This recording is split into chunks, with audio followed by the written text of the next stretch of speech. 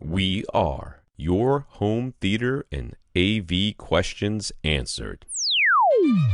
This is AVRant. Want your home theater or AV question answered by Tom and Rob? Send it to question@avrant.com. Welcome to another edition of AVRant. I'm Tom Andrew, and I'm here with Rob H. This is AVRant. It's your home theater and AV questions answered now in the year 2025. Haven't seen you since last year, Tom. Happy New Year. Yes. So after being sick 2 weeks ago, so Monday night I was like, oh, I don't feel too good. And then all night long I was like, man, I really don't feel good. And didn't sleep very well. Then woke up Tuesday morning and I was like, yeah, this is not happening. I'm not going to be able to do this podcast. Mm-hmm. And of course, everybody's home, and it's, rescheduling is a nightmare. Yeah. Really, Tuesdays are the only days I can do it in the middle of the day. So I didn't have an option. So I had to cancel. Sorry about missing the last episode. Yeah. My wife got sick a couple days later, and two of my kids got sick a couple days after that. So this is not shocking in the close quarters in which you're living. Yeah. We're all better by Christmas. Okay. Marginally. Better enough that we weren't contaminating everybody. Good. So we had an okay Christmas. I mean, most of the stuff we either got was stuff that we needed because it's either in a box or lost, or we wanted because it's either in a box or lost. Yeah. So lost as in flooded in the storm. So it wasn't a very exciting Christmas, I'll tell you that. And we are kind of all on top of each other in this small apartment that we're in. I know it sounds small, 3 bedrooms, 2 bath or whatever. Sounds huge, but you don't got have to 4 make people. Rooms very big to have it to be 3 bedrooms. Right. But I'm not complaining. The apartment complex is nice, and we have a nice little. I was talking to you guys about the retention pond that's kind of in the middle of it. Mm-hmm. The other day I was out there, I was like, something weird was swimming in it, and I'm like, oh my god, what is that? Rats? What is that? It was otters. We have a family of otters that comes from the Gulf, I guess. Mm-hmm. I don't know where they come from. And they come in here and swim every once in a while. And then I saw them crossing the street, and they were just crossing the street. Otters. I was like, oh, well, that's neat. There's a bunch of turtles that live in there and stuff. So it's fine. All so right. Yes, our Christmas was reasonable, I think. Okay. Considering. Yes. For those of you still wondering about the house, I still don't have any news. Okay. We are getting closer to a decision, I think. But we've mostly been concentrating on trying to get our insurance claim done, because it's a big. People are like, "Oh, it's a big deal. You just whatever." They send an adjuster out. The adjuster walks through your house and goes, "Yep, this place is screwed." Okay. and then they want to write you they want to give you a check almost immediately for some amount. Okay. So that you can start. Basically they just we know that we know that your payout's going to be at least this. So they look around. They're like, here's a couple of big ticket items. This is how much we know we're going to pay you for those things. At least this amount, and then here's whatever. So their contents list, which we call it, the contents of your house that were destroyed, ends up being it was like a page and a half. Not even really that, about a page of stuff. And our Excel file is multiple tabs, multiple pages long and stuff. So they sent us a check, but we have to go through and itemize everything. And there is a maximum payout based on what your insurance level is. Mm-hmm. Usually somewhere between $0 and $100,000 is kind of typical. Okay. We are not at 100. We are less than that for our insurance, but you want to do an entire loss, of everything, and then turn it in and have them reject you for some things, and accept you for others, so that you reach the number that you want, that with the maximum number that they'll give you, at least that, if not over, and then anything that's over or that they don't accept, or for whatever reason, you can claim that on your taxes, to get a reduction in your taxes. This is a freaking nightmare. Okay? Yeah, you can tell what's been on Tom's mind here, folks, because we just dove right into this where there was no prep. I had no idea. Like that's all we're doing is looking at pictures of all of our destroyed stuff. And my wife's like, "What's that?" I'm like, "That's an Ultra HD Blu-ray." How much does it cost? I'm like, I don't know, $25, $30, something like that. I don't know. It's in that. No, range. If you were to an actual disc, an Ultra HD Blu-ray disc. Okay. Gotcha. Yeah. So, and then she's like, how many of those we have? I'm like, I don't know, like 50. Yeah. I don't know, maybe more. So, it immediately starts like ballooning out of control. Right. And it's like, what's that? Oh, it's a cookbook. How much is that? I don't know. I think that one's $50. Yeah. So we have to go look it up and find out things. Looking on old Amazon, and as much as I'm mad at Amazon and don't love Amazon, but have no choice but to deal with Amazon. Sure. The nice thing is you can go back and look at your history. That's right. And see how much things cost. Yep. And see when you bought them, and it makes this whole thing a lot easier, rather than like the podcasting equipment I had. I bought like the lights from like Newegg or something, and I have no way of knowing how much I paid or what they were or anything you didn't like that. itemize and save all the receipts from years and years and years ago. I know. Huh? Weird. Crazy. Should have seen it coming, Tom. So yes. Trying to get life back to normal. Andrew has been on me about starting to write again for AV Gadgets, which I'm desperately trying to do, but there's no space in I mean, I know it sounds stupid, but I used to get up really early on Tuesday and Sunday mornings to do all my writing. So I would go to my desk and I would, I have a desktop that's, it's a gaming desktop. I only use it for my work because it can process pictures really fast. Okay. That's the whole thing, right? I'm editing pictures all the time and usually mass amounts of them. So I don't have that set up because there's no place to set it up, and I don't have a desk because there's no place to put it, and then I don't have any place to go. Like I'm in my kid's room right now because there's 2 desks in this house, and they're both in my kids' bedrooms. So once my kids go back to school, which should happen mid-January, hopefully.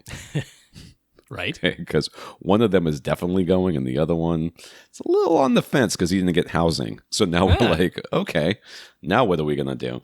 So once they both leave, I will have a room that has a desk in it, and I'll be able to put my computer there and start working again, hopefully. So those of you that are like, when's Tom going to... No one's saying that. But anybody who's saying that when's Tom going to start writing again, that's when it'll happen. So we're trying to keep up with... life and all the stuff that's going on here. What's going on with you, Rob? Oh, well, there we go. Yes. We're like 8 minutes into this podcast. I almost took a breath there. Well, before I say that, I just want to say thank you to Lee Overstreet. This is overdue. Who? This far into the episode for that was very, very last minute notice that I gave to him and filling in there. That person a week before Christmas. So we do owe him a debt of gratitude, and it was nice to be able to catch up with him before the end of the year. So thank you, Lee Overstreet, and I think everybody enjoyed that final episode of 2024. So that was pretty darn nice. And yeah, so there's been a lot going on with me over the past 2 weeks. I'm going to share a few more details just because I can say now that it's a good positive ending to this story, but it was quite stressful while we were going through it. I've mentioned my aunt. She's 94 now.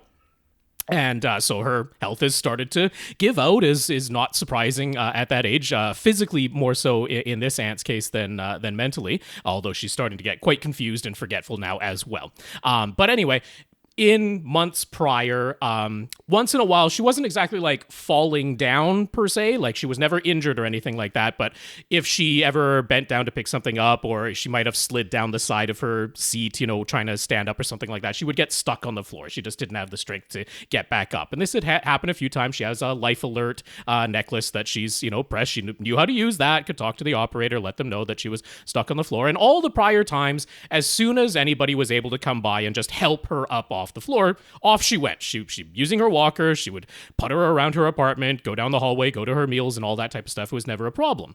But if we go back to, I guess it's just the end of November, there was a day there where she got stuck 3 times in one day, which had never happened before. And on the final time, she was just like completely unable to stand under her own power anymore.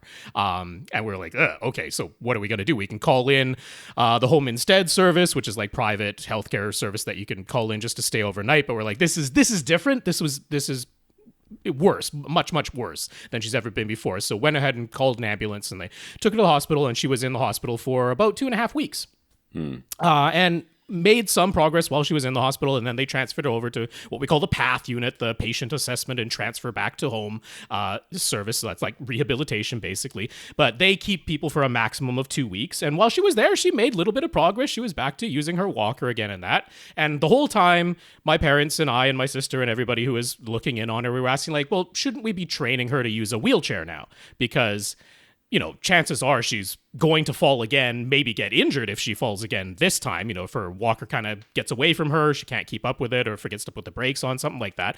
Wouldn't it be better? And they're like, well, it's kind of a use it or lose it. We'd like to try to get people back to where they were rather than like trying to train them for new equipment, all this stuff. We're like, well, that's dumb, but okay, whatever. That's the system. So 2 weeks after, this is now 2 weeks before Christmas. They sent her back home. She lasted all of less than a day before getting stuck on the floor again, and this time being really confused and out of it, and she ended up back in the hospital again. So this is now like the Friday before Christmas week that she ended up back in the hospital. And so yeah, over the Christmas break, we decided to end up doing our big dinner on Christmas Eve instead of on Christmas Day this year, because there were storms coming in on Christmas Day in our area, and we didn't want to like lose power while the turkey was cooking on Christmas Day, so we did it all the day before. And upshot of it is, my aunt, she sort of keeps all of her, like her purse and her ID and her keys and stuff in the basket under her walker. That's the most convenient place. She always has her walker by her, so she keeps all of those important items in the basket under her walker. So we weren't there when she got taken to the hospital. And we went over to the hospital to see her there, but we didn't go back to her apartment on that Friday or on that weekend when the manager wasn't even there to let us in over the weekend.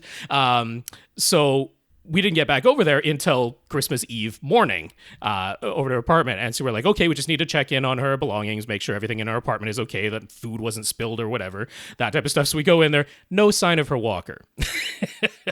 And we're like, okay, so where's her keys? Where's her wallet? Where's her purse? Where's her ID? Where's her walker? Where did all this stuff go? And like they were adamant. They're like, yeah, they didn't take the walker with her when she was taken in the ambulance, because they picked her up in the stretcher and they took her out in that, and they wasn't using the walker or anything like that. We're like, okay, so we check all the areas in the building where it might have been, and no sign of this walker. And we had been over to the hospital, and the walker was not with my aunt, and it wasn't in the locker area where they put personal effects when you're brought into the hospital. We're like, well, this isn't good. This is less than ideal on Christmas Eve morning when we're planning to have Christmas dinner that night. And it's like, kind of her ID and her wallet is kind of more important. We can replace the walker. That'd be fine. But, keys as well. That mean like getting new fobs for like everybody in the building if it was stolen or can't be found. Like huge hassle, potentially. So can't do anything about it that day. But Christmas Day, we go back over to the hospital and specifically asked them, they're like, is there anywhere else where when she was brought in by ambulance that a walker might have been taken? They're like, well, if a passenger comes in with their own wheelchair or with their own scooter, like there's an area for that by where the ambulance is parked to keep those items. They're like, could be over there. We check. And it was there. Like, thank goodness it was there. But like everyone had told us it was somewhere else, or that it wasn't there, or that it hadn't been taken or whatever. So like, that's why I can say it's like happy. It was like Christmas miracle. Christmas Day when we weren't doing our big dinner anymore. We like are at a hospital tracking down all of my aunt's personal effects. It's like, but the manager at the building, like she was worried about, she was like calling all the cleaning staff. Like, did anybody go into that apartment? Like, where did all these things go? All of this happening right at Christmas time. My cousins who live halfway across the country, they were here for only a few days. It's like, oh gosh, we got to see them. We never see them for the entire year. So it was hectic and running around and spending time in hospitals and that. So upshot of it is she is staying at the hospital now until they can set up 24-hour care for her, which is better than what it was gonna be before. So the silver lining of having lasted less than a day at home on her own is that she actually is going to end up with better care than what had been planned prior to that. So in a way, given that she's not injured in any way, it all turned out for the best, and we recovered all those items that have been missing it. But so some stressful times, and I'm glad we didn't try to record a podcast last week, because there's no way I could have dealt with all of that, and recording a podcast on Tuesday morning never would have worked. Yeah, I was actually going to see if you wanted to be honest with you. Nope. Because I was like, I missed last week, and I wanted to kind of catch up, and right, whatever. But I'm glad I didn't. Yep. No, I that day I would have actually told you no. It would have been me saying, nope, not going to happen last week. So it's crazy. There it is. That was Christmas over my way. All right. Happy New Year, folks. Very exciting. All right, so I guess we talk about what we watched. I will tell you up front, nothing. Okay. I have watched nothing. There's a lot of stuff I want to watch. I'm really excited about the new Star Wars show with Jude Law and all the kids. Yep. I'm excited to see, I think there's something else on Disney Plus that's kind of new. Right? There's more Marvel What If. Season 3 is out there there's now. Some inside or outside of China or something like that, Chinatown or something. I don't know. There's something I saw that I'm not familiar with. Didn't hear about that one. I don't know. I thought maybe I'm not remembering that correctly. But we started watching a bunch of shows. I'm trying to get my wife interested in something else. You haven't finished the second season of Arcane yet, I don't think, right? So nope, that's still waiting for you there. I really want to see that with like some speakers. I know that sounds stupid, but I do kind of want to see it with speakers on a bigger screen than just my. It's true. My laptop. It is worth seeing in a very nice way, but at the same time, you can always rewatch it. And we're just furniture away from setting that up. I've got all the equipment sitting right there. I've got the two KEF speakers, the two surround speakers, which I think are FTEX or Triads. I don't remember one of those that are sitting there. I have the center channel, I think, in the closet still because the box is a little big, but the receiver's all sitting there waiting to get set up. We just need a piece of furniture. But like I said, at the beginning, haven't really had time to do any of that stuff. But we've just been with Christmas and New Year's. I know.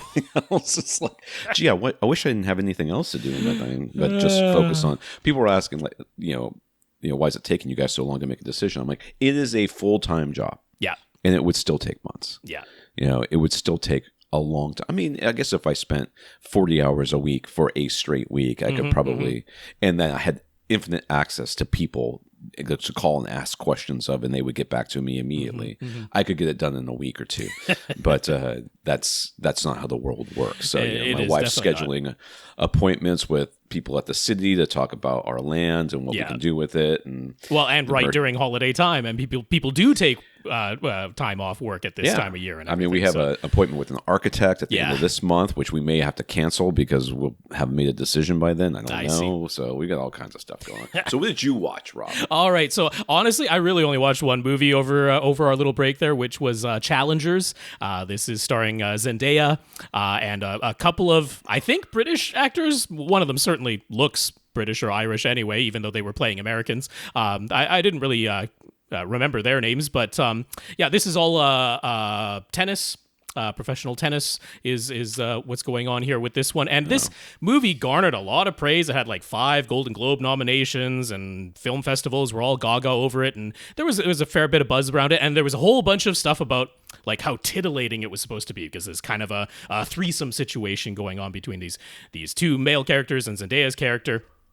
And so if you can't tell by the tone of my voice, I didn't think this movie was that great. I wasn't a big fan of it, but I want to play a little bit of a skit here with Tom, unscripted, of course, because Tom has no idea. But I'm going to give you the experience of watching how I felt watching the movie Challengers in the span of just a couple of minutes here instead of the nearly 2 hours that the movie ran. So Tom, have you ever heard of a love triangle?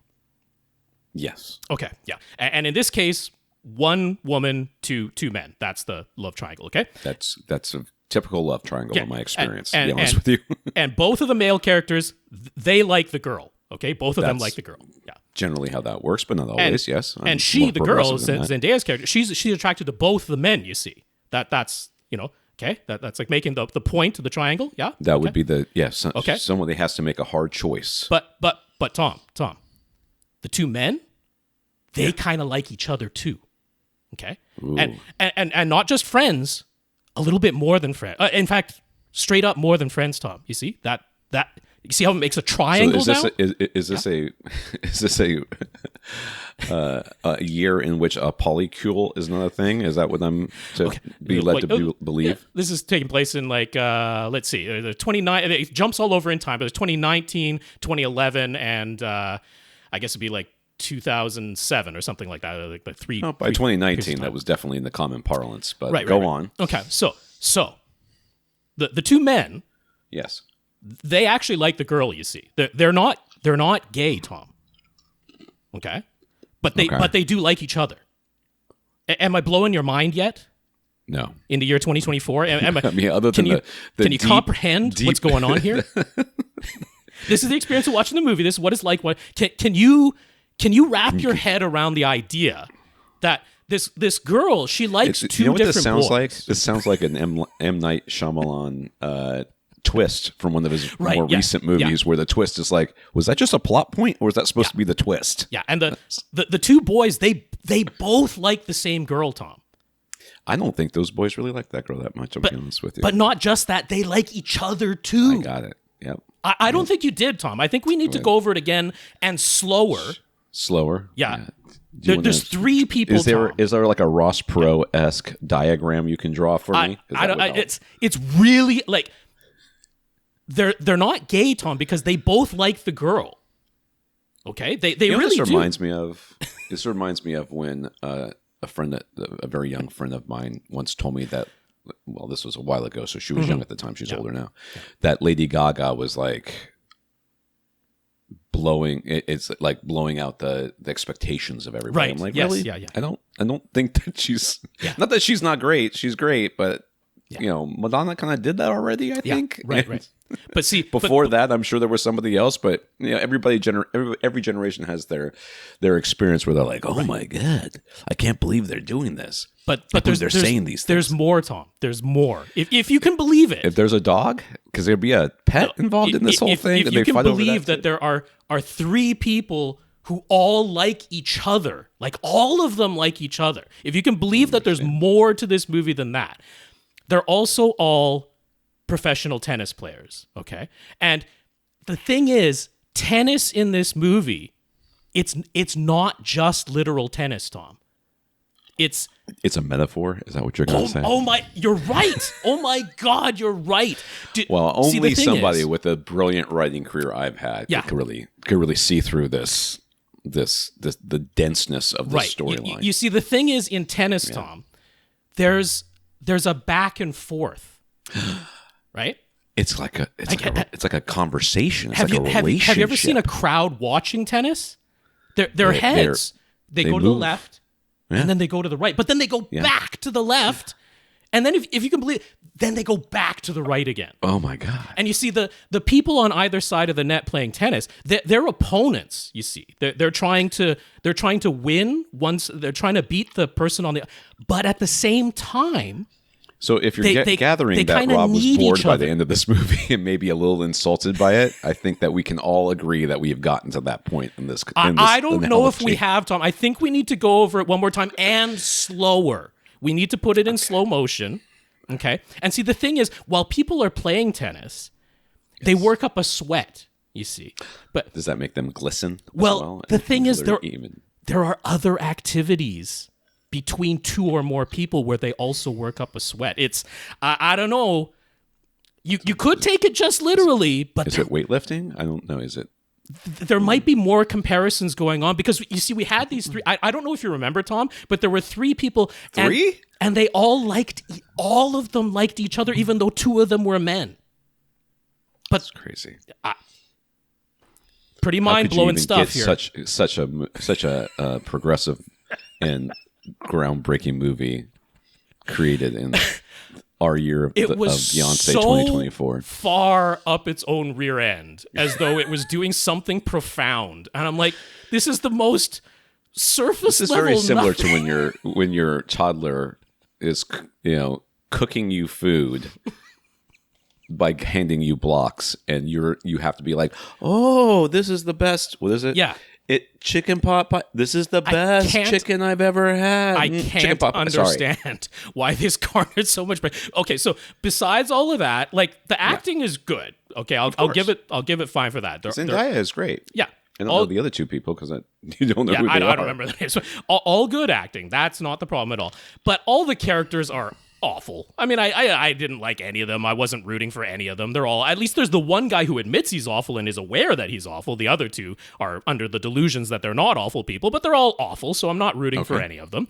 And then they tried to do some, like, creative stuff with the camera, like basically having it as though the camera were attached to the tennis ball as it went back and forth, which of course is wildly disorienting and looks awful. And I think they just used a cheap drone flying back and forth because that's what it looked like.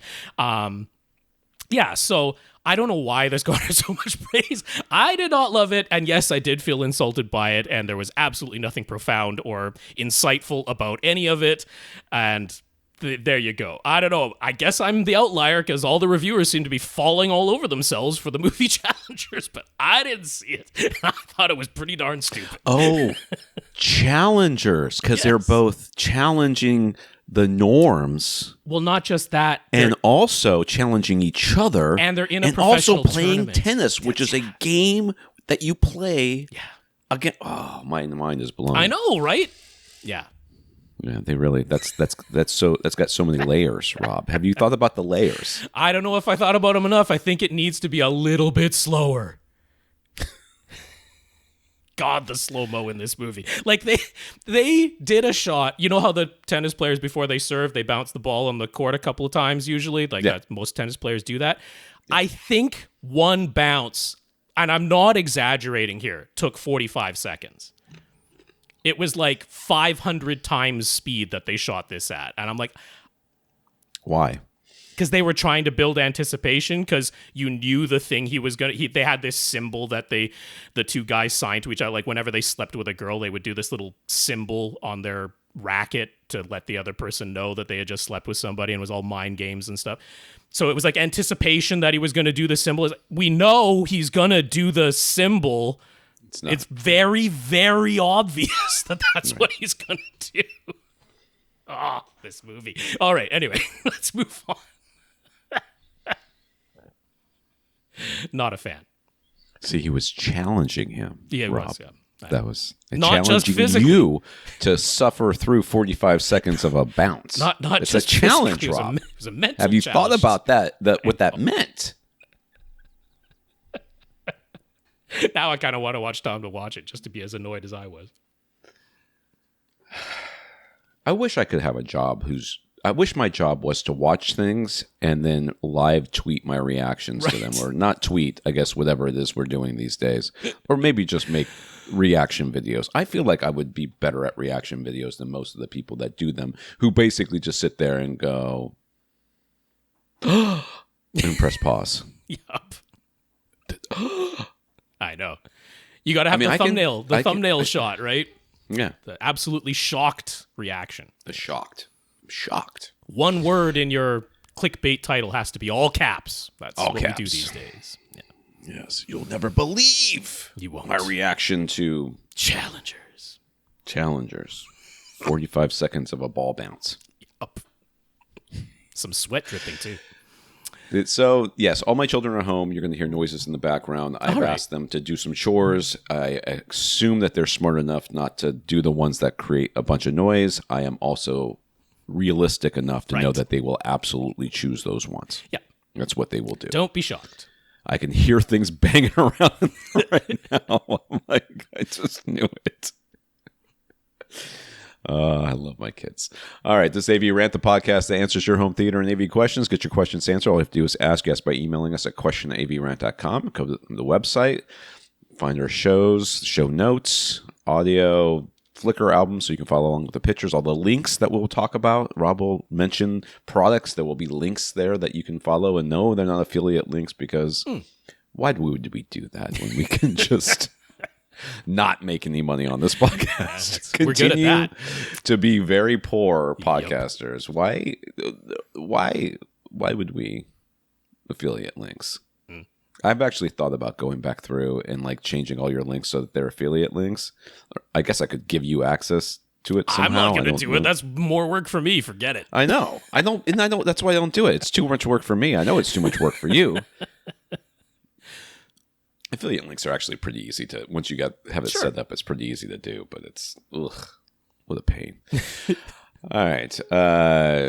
You can find our old shows as well. Facebook.com/AVRant podcast, YouTube.com/AVRant, where you can see our live recording sessions, the Flickr albums, the images that are in the Flickr albums that you can follow along with. If you don't want to do that much manual crap, you can just have the YouTube video going, and then whenever we talk about something, look over. There it is. There the picture will be. That's right. Usually. We can up our subscriber count to hundreds. We're over 3,000 for subscriber count. Some of those we know are fake because back when we were just trying to reach 1,000 so we could keep all the features of YouTube, then we asked people and some people made duplicate accounts, but the rest can't all be fake. They can't all be fake. I mean, more than half could be Russian bots. That's right.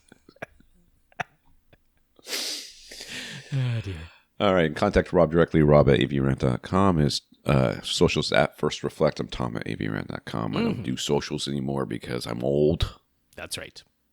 You know, I guess what happened, and I'm going to be honest with you about this socials thing. Okay. Like, I really hate Instagram. Like, I hate it. And I don't have a reason to hate it other than I associate it with all the jokes people make about dudes just looking at girls in bikinis. Sure. And I don't want to be a guy who sits around and looks at young women in bikinis like a creep. I mean, it's that and food and dogs, right? Yes. That's Instagram. And I don't want to look at any of those things. So I kind of like, okay, well, I did Facebook and I did Twitter, and I got over COVID, I got sucked into TikTok, which I love. All right. But now they're going to take TikTok away, which whatever. I don't care enough to go someplace else to find the same content someplace else. YouTube Shorts is an absolute train wreck. It sucks. It's like the absolute worst. And the only thing that can be worse than YouTube Shorts is the Facebook one. That's literally the worst. Mm-hmm. Like, it's nothing but car accidents and people in other countries working on bikes poorly, just to piss me off. I was just exactly what engagement is just making people mad these days. Rage. So I just don't want to do any more social media. Yeah, I know. Like, I'm just like, you know what? I had the ones I liked okay, and I liked Twitter for a while, and then it got awful, and then I like Facebook just fine because I never do anything on it. I just watch all of my friends make questionable posts where I'm like, oh, I wouldn't have said that out loud. I certainly wouldn't have put it in writing. So good for you, I guess. Way to be brave. Way to challenge. Right. No, have you thought about playing tennis? I haven't been scrolling X or Threads or Blue Sky. I've given up. Yes. Yeah. So stop it. Let's just not be on social media They've convinced me. They have. They just keep ruining everything. Yeah, they do. Anyways, I want to thank our listeners of the week. To become a listener of the week, support the podcast in some way. One of the ways you do that is going to avrant.com, click on the Buy Us a Cup of Coffee link, and send us a PayPal donation. This week, over the last 2 weeks, actually, Stefan, who took a break from all the holiday festivities and visiting with family, to send us a donation. So thank you very much, Stefan. Thank you, Stefan, so much for that PayPal donation. Very much appreciate your financial support. Brandon went to extra trouble to make sure the Amazon gift card he had emailed to Rob arrived, and it worked. So thank you, Brandon. Yes, Brandon, thank you very much. He did go to some extra trouble. After I mentioned, I was like, it didn't show up in my my email address there, so he made sure it reached me. So thank you very much, Brandon. Yeah. You can't support us directly financially like that. You can support us in some other ways, and we will mention you here. Sorry, Tom's looking at something out his window. Somebody's doing something weird outside. Tom needs blinds. I have the blinds open, so we have enough light in this room. This apartment has no light. There's something about the light in this apartment. It's all LED lighting, which I normally don't mind, but I think it might be really old, really cheap LED lighting, and it's like somehow prison-esque. Yeah. Like I actually really like being in this apartment at night. Like I have no problems when the lights are off. It feels very homey and very fine. But during the day when you're trying to do things in the house, the lights are it's weird. I can't explain they're not like old fluorescents? Because they had that No, effect. it's all LED crap, all LED. believe me. It's very cheap. So I don't know if there's some sort of weird flickering that's going on that I'm not like consciously aware of. Yeah. But there's something very strange. So I opened the blind so we can get some light in here. But it's overcast today in Florida. That's very unusual, but it is. But if you can't... just do something to support us and we will mention you here. Gurinder had a Canada-only movie code for Rob to test out. And Rob did that. How did it? Actually, I haven't done that yet because he was like, "Do you want it?" And I didn't get back to him till this morning. Okay. It was over the Christmas break. Gurinder, we will let you know if it works or not, so that right. you can, in fact, use it yourself, because it would be improper for us to use it and then keep it for us. Sure. I also provide that service for some of our listeners. So Bill and Infinite Gary send a couple of codes out for me to test out for them, and I can report back to you guys. They do, in fact, work. So congratulations. You have working codes. Well, thanks to Gurinder, Bill, and Infinite Gary for movie codes. Yeah. Yes. Greg sent a pair of Kef Egg speakers, a PSB subwoofer, and a Harmony Elite remote, which all arrived yesterday, actually. Okay. I picked it up, and I unboxed everything. Of course, I haven't tried out the Harmony Elite yet. He's also emailed me. He said he found the hub for it, but I guess it's supposed to be a hub. So he's sending that as well. It has not come yet. Yeah, a little bit necessary on that one. It really is. But the Kef Egg speakers and the PSP subwoofer we immediately put in my eldest son's room, connected to his gaming setup and everything. And after arguing with me because he thought that pressing the button that changed the little LED light only just changed the light for aesthetic reasons, which is the stupidest thing I've ever heard from a person that was related to me, and I've heard some stupid stuff. I said, just let me press the button, because I'm pretty sure the blue one's Bluetooth. Let's press it again and see what happens. So we got it to yellow, and yellow was actually using the USB connection. And suddenly it's like, oh, my computer recognizes it now. Oh, I wonder why. Anyways, they sound great. And that little PSP subwoofer is, it is ridiculously small. Like it is so small. I was like, I almost missed it. But it is very small, but it sounds pretty good. He was in there kind of rocking out to it. For a desktop Kendrick setup. Lamar doesn't hurt, adds a little bass there. Screaming mustard from the other room. I was like, okay, that's something that's happened. So thank you very much, Greg. Thank you, Greg. Yeah. Mike's in the Amazon gift card to Rob, so there's some more money for Rob. There you go. Thank you very much, Mike. That was a beautiful Christmas present. Thank you. And we can also talk about our patrons, which should have been higher up on this list. It is. I got scooted down. I accidentally scooted that down instead of the one below it. That happens sometimes. I'm new here, It's been a couple of weeks. Yes, this is give him. It's this 2025 is going to be the year where Rob finally gets his act together and starts acting like a professional on this podcast. Yes, for the amount I'm being paid. Listen, don't make me challenge you. I will bounce a ball slowly in your direction, sir. Who knows what symbol I'm going to give you, but it has one finger. I'll tell you that much. So if you want to support us financially monthly, you can do that by going to patreon.com/AVRant podcast, where you can support us. They'll sign up for a monthly contributing. They'll take some money from you and whatever you say. I think it's $1 is the minimum. That's the minimum, And give most of it to us. So we have 134 patrons, including Bill and Joe. Thank you very much to Bill and Joe. That is right. That is patreon.com/AVRant podcast. Once again, if you'd like to sign up to make an automatic monthly donation. So big thank you to our 134 patrons over there, Bill and Joe. Thank you for being two of them. Lastly, Brad gave permission for me to use some photos on the AV Gadgets when I get back to going over there and publishing some stuff. That's right. I don't think I forwarded those to you, so I'll have to remember to do that. But yes, thank you, Brad, for that permission. Appreciate that. And we got some notes of gratitude for keeping the podcast going through this new year from Mike.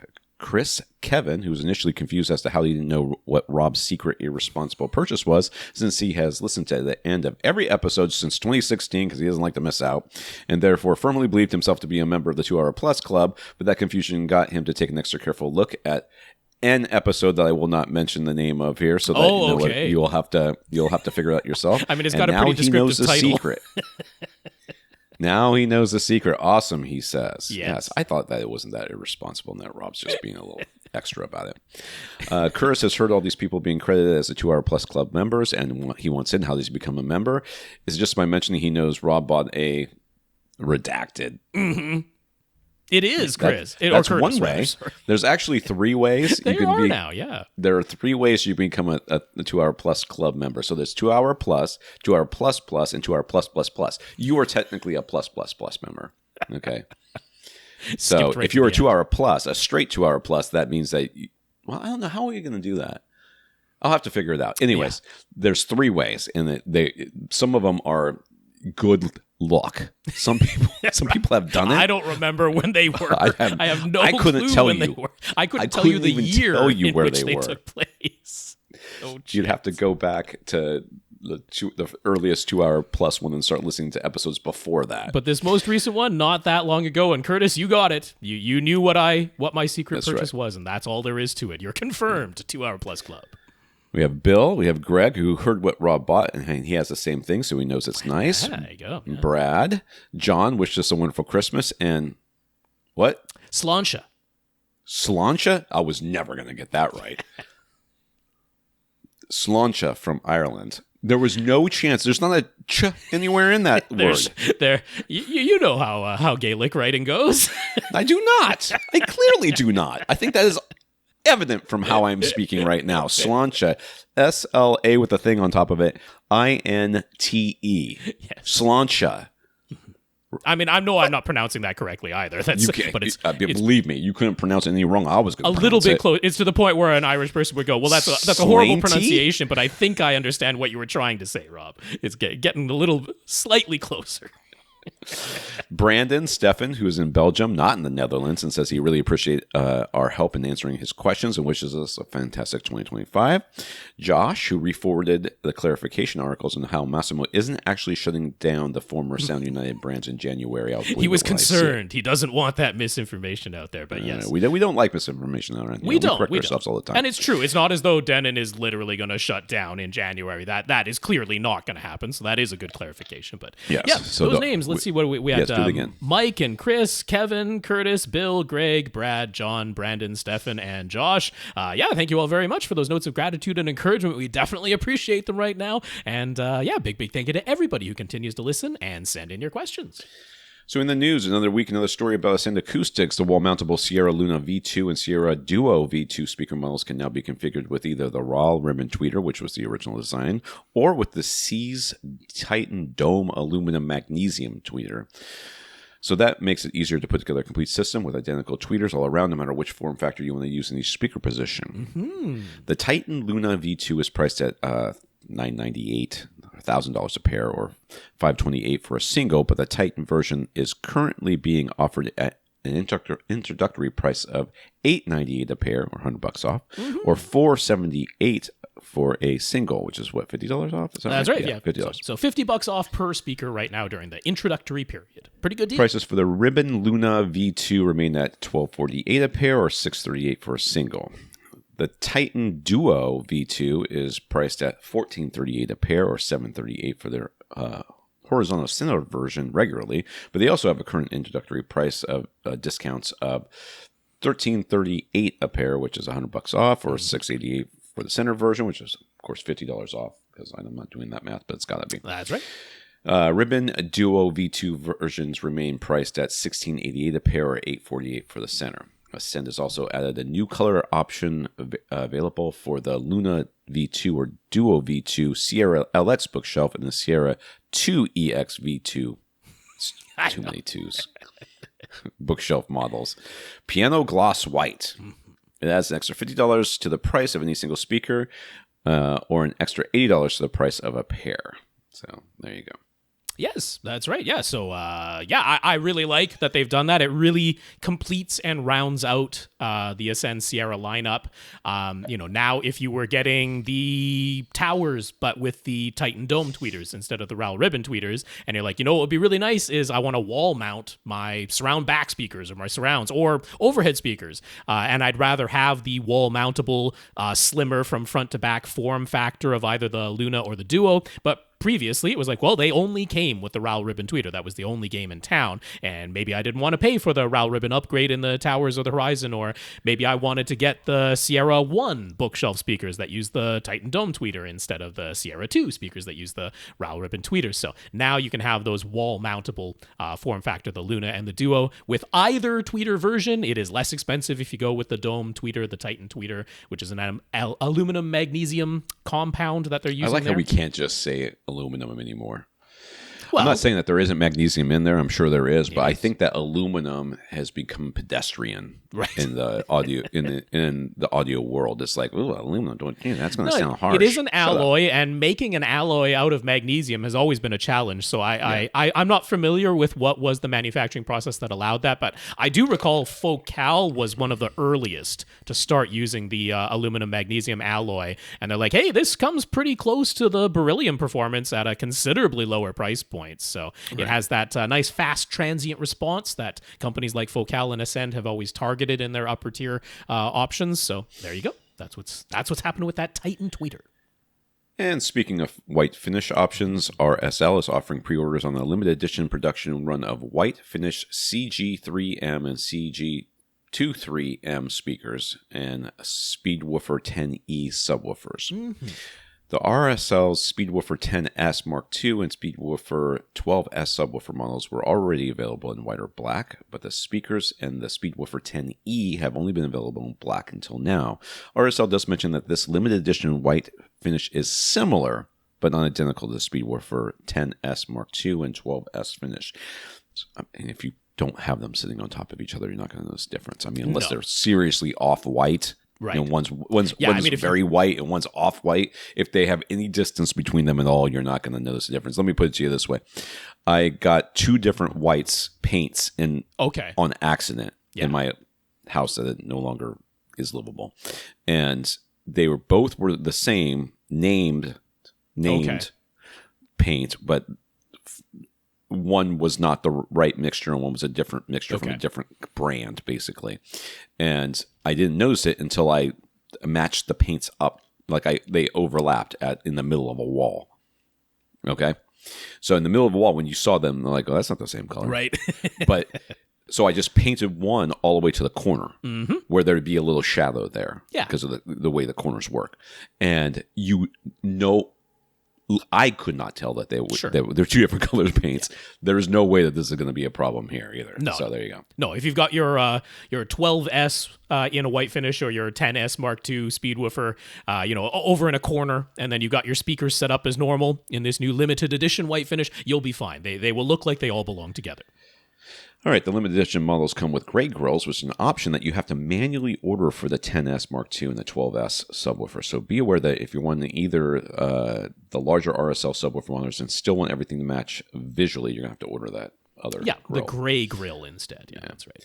No extra charge for the limited edition white finish, but it is a special production run and will only be available while supplies last. It starts shipping mid-January. Yeah. There you go. So I like that there's no increase in the price. That's pretty nice for a limited edition run if they had charged even just $20 extra per speaker or something like that. Because these are not expensive speakers. That's $105 per speaker for the CG3M, the single tweeter, single woofer, and the $150 per CG23M, which is two woofers and one tweeter and a MTM design. So these are not crazy expensive speakers by any means, but for a limited edition, I could have seen them charging a little extra, but they didn't. So I like that. Good on you, RSL. Is there other ones also gloss? Is it gloss black? Nothing is gloss. They're all either a satin or matte finish. Okay, so the white is as well, you're saying? That's right, yeah. Okay. They don't do the glossy. So I'll be honest with you. I think people think that white speakers are like super popular, and they're really just not. Doing a limited run makes like we're gonna do a limited run and then sell out, and then when we get enough people where it seems like we might be able to do another limited run and sell out, that's when we'll do it again. Because there are people who want to get non-black speakers. I like when there are options available other than black, because sometimes, for a living room setup, a family room setup, like maybe you just don't want plain black boxes. I feel that way, right? If I do a living room setup, I like to have something that's a little bit more visually interesting. But yes, black speakers, without question, outsell every other finish option by, I don't know what the margin is, but it's got to be like 10-1 in every single manufacturer's lineup. So, yeah. So it took a year, but LG's Transparent Signature OLED T is actually coming to market. It only comes in one size, 77 inches. It uses LG's Zero Connect box, which everyone hates. And you're definitely going to hate it now that you can't hide it behind the TV. So the only cable going to the OLED panel is a power cord you can raise and lower, a motorized black backing at the push of a button, so you can have a normal OLED TV experience with inky black levels with the backing raised, or see through the TV to whatever's on the other side of the back with the backing lowered. The price is $60,000, which is $30,000 less than the signature R series rollable OLED, or ROLED, as some people are calling it, 65-inch model, which has now been discontinued after being on the market for almost 5 years. Yeah. Can't believe it's been that long, but yeah. I'll be honest with you, who can even really care about such a TV? It's a pointless exercise. You might as well charge $1 million for it, as far as I'm concerned, because it's not going to change who's going to buy it. Like $60,000 or $100,000, who cares? It just doesn't matter. Should have charged more, honestly. Honestly, I look at the people who buy this are not. They don't care. Right. Like, I don't even know why you do the roll-up part of it, other than just to show you can do it. Which I think that, not the roll-up, but the back blacking. The backing. I'm sorry, try it again. Black backing on it doesn't, they're never going to, the whole point is not to use that. So other than to show that it can be done, which is fine. Those KEF speakers, like the really high-end Muon KEF speakers, are an exercise in like no holds barred design, and then they take that and they filter it down what they can into a less expensive speaker, which is just like it's like a tech demo sort of thing, which I understand, and maybe that's what this is too. But for those, since it's a tech demo and you're never going to sell that many, so $100,000, $150,000, $200,000, who cares? Yeah, they brought it to market. They said they would. Good on them. Yeah. If you want it, it's $60,000. As of January 1st, 2025, GoldenEar is under new ownership. They will now officially be called GoldenEar Studio, Inc., and their new owners are PML Sound International, which is a parent company of Paradigm Anthem and Martin Logan. GoldenEar is pausing operations for the month of January as they make the transition, with normal activities resuming in February. Yep. So just a little industry news there, but yet more consolidation going on. Not particularly surprising, but GoldenEar has now joined the same parent company group as Paradigm and Anthem and Martin Logan. So a bunch of big speaker brands there. 2 weeks ago about the new HDMI format that's HDMI 2.2 going to get announced at CES. There's like a whole Onkyo press release thing going out there right now, but I'm going to wait until the CES news when there's actual products unveiled to talk about before we dig into that one. All right, good. Comments. Infinite Gary enjoyed Ilango's story time during our last episode. The final shape of Ilango's dedicated basement theater room reminds Gary of his own, so that's, of course, it's a good thing in Gary's book. Yep. If it's like mine, it's got to be good. Ilango, I'd take a hard look at yourself right now, son. Since Ilango hasn't fully installed all of the theater equipment, Gary figured now is the perfect time to suggest that to Ilango that he pre-plan for adding a motorized projection screen in front of his 98-inch flat panel. Having a 135-inch screen come down in front of a 90-inch panel would make for a truly cinematic experience, and would be even more like Gary's theaters. So that has to be the best way to go, right? Sure. Yeah. Sure. Let's have a bigger, inferior screen come down in front of a 98-inch flat. Oh, I mean, it is bigger. There's no question. 135 is noticeably much larger than 98. Noticeably so. Very much so. Andrew from AV Gadgets came across some information that might be helpful to Onkyo AV receiver owners. Normally, if you go to any web browser and type in the IP address, network address for your Onkyo AV receiver, you can bring up its web interface. When you type in admin for both the username and password, that's all included in the instruction manuals. But if you type in it's CI user. Oh, CI user. Yeah. For both the username and password instead, you get a different, more complete web interface. As the name implies, it's meant for custom installers, but lets you adjust all of the menu settings without having to touch the Onkyo's remote, so that can be very handy. There you go, Andrew. Look at you go, bub. Yeah, little secret there for the custom integrators, custom installers on those Onkyo AV receivers. Yeah, type in CI user instead of admin for the username and password when you're doing the web interface, and you get a bunch more settings that you can adjust. Nothing that you can't adjust on the AV receiver itself, sure. But just for the convenience of doing it all on your laptop, possibly remotely, because you can remote into the thing if you need to, then there's a way to do it, and it's not going to be in the manual, so secret information. Ooh.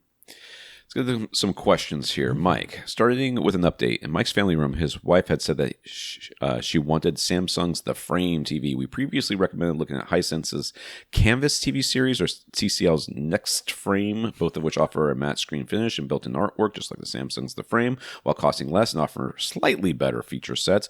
All of them are edge-lit TVs, though. Mm-hmm. Well, during the Christmas break, Costco has some great deals on TVs, and since Mike wanted it to be a 75-inch screen, that excluded the Hisense, since they top out at 65 inches this year in the Canvas series, and the 75-inch TCL Next Frame wasn't in stock, so they ended up with the Samsung's The Frame TV anyway. At least it was on sale. That's right. Whatever.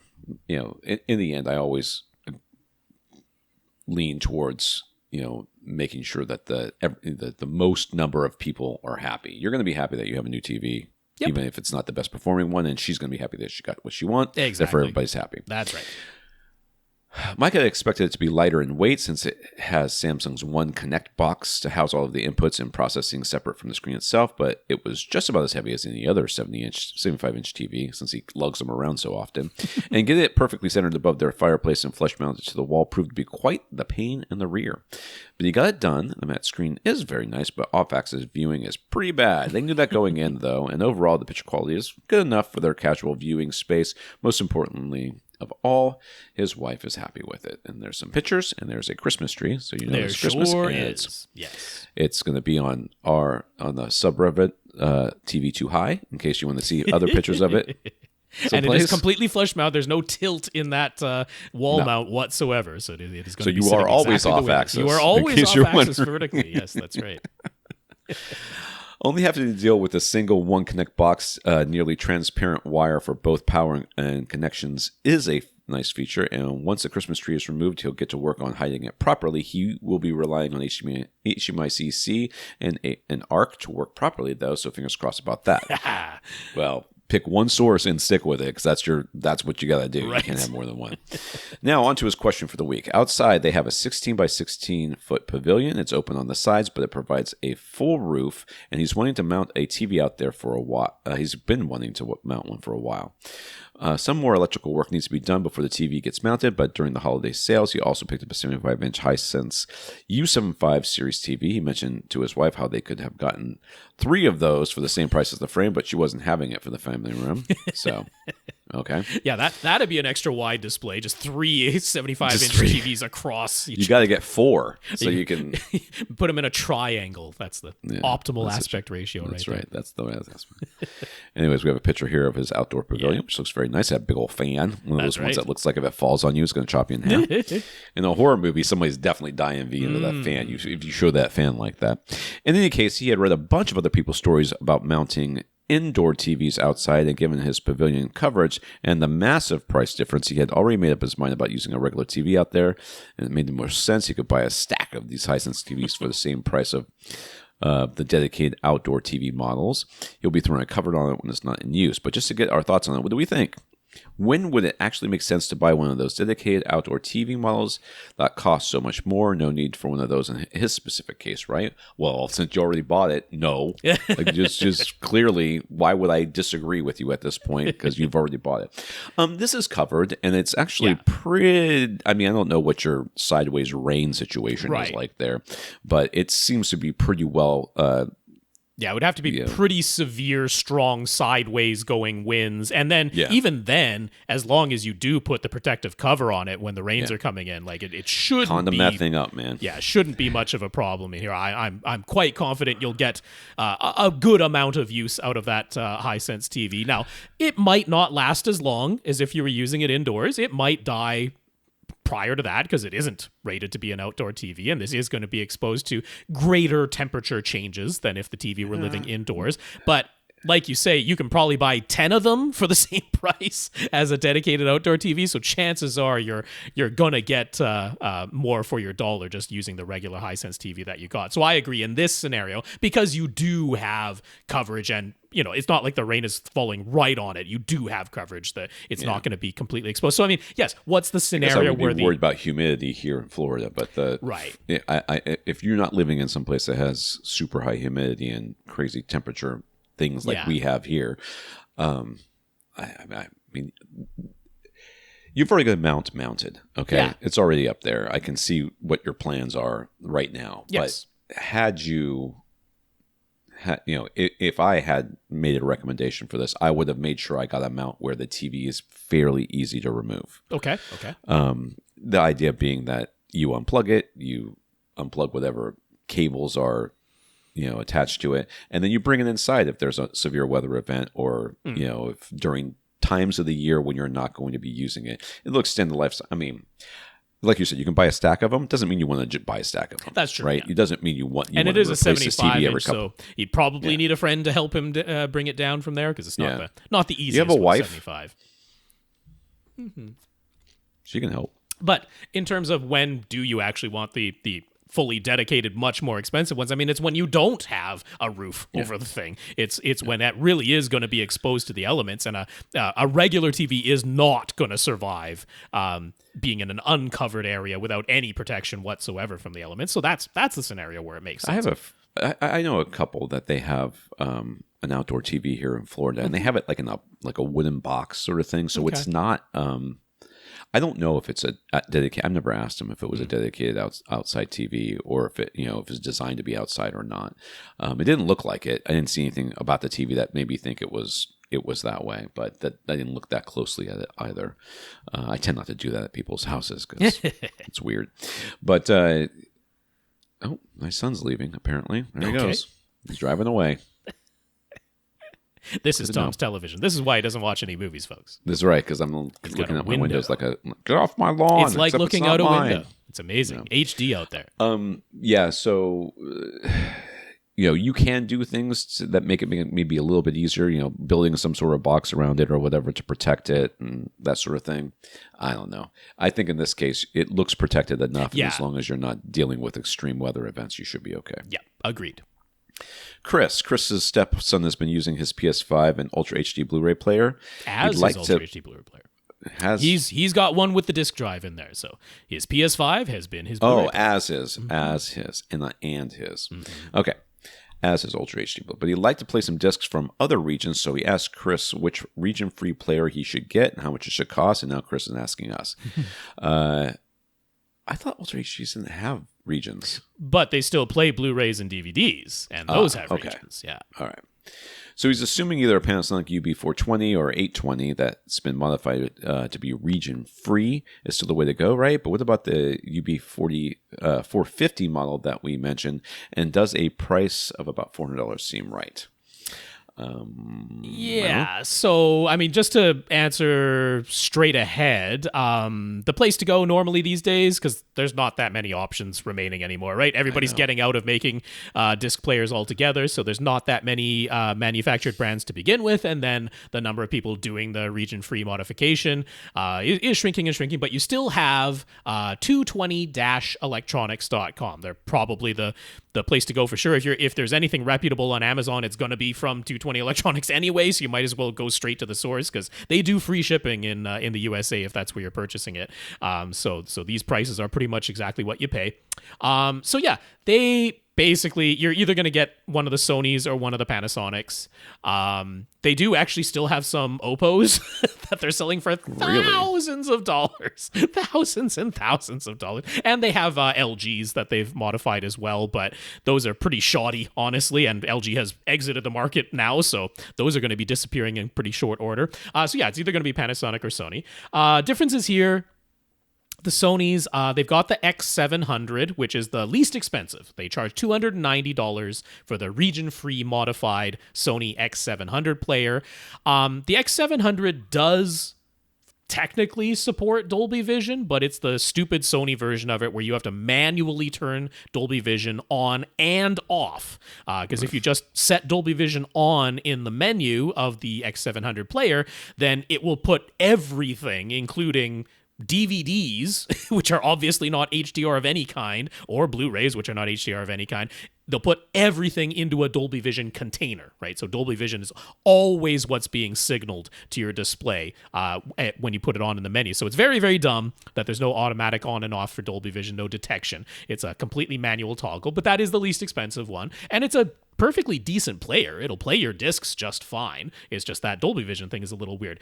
They also have Sony's X800 M2, which is a little bit nicer build quality. That's mainly what you're paying for there, but still has the same thing when it comes to Dolby Vision. You manually have to toggle it on and off, and they're charging $400 for that one. So that price point there, $300 to $400, that is about right.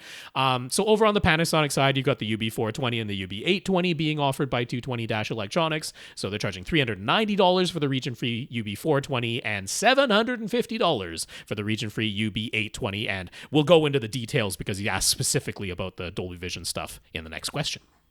All right. So the difference between the Panasonic UB420, 450, and 820 again, which ones do Dolby Vision, which ones only do HDR10, and which ones have frame-by-frame dynamic tone mapping? Yeah, so importantly here, none of them have frame-by-frame dynamic tone mapping. This is a thing that people get easily confused about, and I can totally see why, because Panasonic does offer a feature on some of these players called their HDR optimizer. And many people mistakenly think that that is a form of frame-by-frame dynamic tone mapping, but it is not. There is no frame-by-frame dynamic tone mapping on any Panasonic Ultra HD Blu-ray player. So what you can think of it as instead, what is that HDR optimizer? It is pre-tone mapping. It's not frame-by-frame. It does look at the static metadata of an HDR10 signal, just like your television would, and you can choose the maximum nit level that the player will output. So you can be like, don't ever output more than 500 nits. Like, even though the thing on the disc might be 1,000 or 2,000 or 4,000 or 10,000 nits, you, the player, tone map that down to 500, or I think the lowest it goes is 300, or 1,000 is an option. Like, tone map it to that first, output that to my television. Your television is still going to run it through its own HDR10 processing, but like if it is a 1,000 or greater nit TV and you've told the Panasonic player with its HDR optimizer, hey, just never output more than 1,000 nits, then your TV won't actually have to do any tone mapping. So that's why I say it's pre-tone mapping, but it is not frame by frame. It's not dynamic. It's not looking at the signal as it's playing and adjusting on the fly. It is just looking at the static metadata like your television would and tone mapping it before it leaves the player. So that's what the HDR optimizer is. So the ones with the 20 in the model number, the 420 and the 820, they have that HDR optimizer. Mm-hmm. The 450 does not. So the 20s have the HDR optimizer, the 50 does not. The lowest model number, the 420, does not have Dolby Vision. It has HDR10 with the HDR optimizer, and it has HDR10 Plus, but it does not have Dolby Vision. The 450 and the 820 have all the flavors of HDR. HDR10, Dolby Vision, HDR10 Plus, and HLG. They have all the flavors of HDR in there, but only the 820 also has the HDR optimizer. So, given that so many TVs today are plenty bright and really don't need to do much tone mapping, That's why I like that 450 player, because it supports all the flavors of HDR. It automatically switches Dolby Vision on and off as it should, unlike the Sony players, and it costs a lot less than the 820. But 220-Electronics is not selling any modified 450s at the moment. They don't have anything listed on their website. They might add it. I think they probably will at some point. So maybe you could wait for that one. But right now they have 420s and 820s in stock. So it's really a matter of how much do you want Dolby Vision, right? Because if you want automatic switching of Dolby Vision, the 820 is kind of the only game in town. And at $750. So not in love with that, but that's what's going on there. All right. Yes, our all 4K Ultra HD Blu-ray discs are region free, right? And that is almost. Yeah. There were a handful of Ultra HD Blu-rays out there that did for some reason have region locking on them. But it's like, I think it's 28 discs total in the world that had region locks. I think that was the last count of it. So it's a tiny they are all Aura number. 3D ones. Yes, but technically speaking, there are some out there with region locks on them. But by and large, yes, Ultra HD Blu-rays are region free. And I really anticipate us moving more and more towards, I mean, as discs are becoming more and more obsolete, it makes less and less sense to region lock things. I mean, yes, the Blu-ray and the DVD standard all have region locks involved in there, but if there is an option to make things unlocked, I think that's where we're going to end up going, because they're just not going to be printing enough discs for them to say, oh, this is how many we need for this region, this is how many we need for that region, sort of thing. What is the PS5 lacking as an Ultra HD Blu-ray player? What will be gained by getting a separate player? I mean, other than the region lock thing. The region lock thing, that's definitely and then part of it. The Sony is Dolby Vision doesn't exist. The PS5 just straight up doesn't do Dolby Vision for movie discs whatsoever. Have they just started supporting Dolby Vision on games only? It hasn't been that long. Yeah, I think last year. But they still don't support it on streaming either. The PS5 doesn't do Dolby Vision from your streaming video services, so it's only games if it's doing it at all. I can't even remember clearly on that. Let's be honest. Do we? I mean, I don't know why he needs region unlock stuff, and that's fine. I mean, if you need it, maybe it's importing anime or something like that. Sure, that's pretty common. But if you're like, okay, well, if I'm going to buy something else, I want it to have all the ability to do all the things. Mm-hmm. That ends up being really super pricey. You just live with the Sony players where you can do the Dolby Vision as long as you're willing to manually do it on and off. That's why the X700 probably makes the most sense, because that $290 is the least expensive one. It does support Dolby Vision, like the UB420. $390, $100 more than the X700 from Sony, but there's no Dolby Vision whatsoever on that UB420. Right. So, the Sony player probably makes sense because, if you can live with manually toggling it on and off. So the 820 paying that $750 price tag. But let's be honest. If you're thinking for yourself what I think they may want, that kid don't care about Dolby Vision or any of this stuff. So you may be, upgrading for your peace of mind because you want them to have access to the best thing.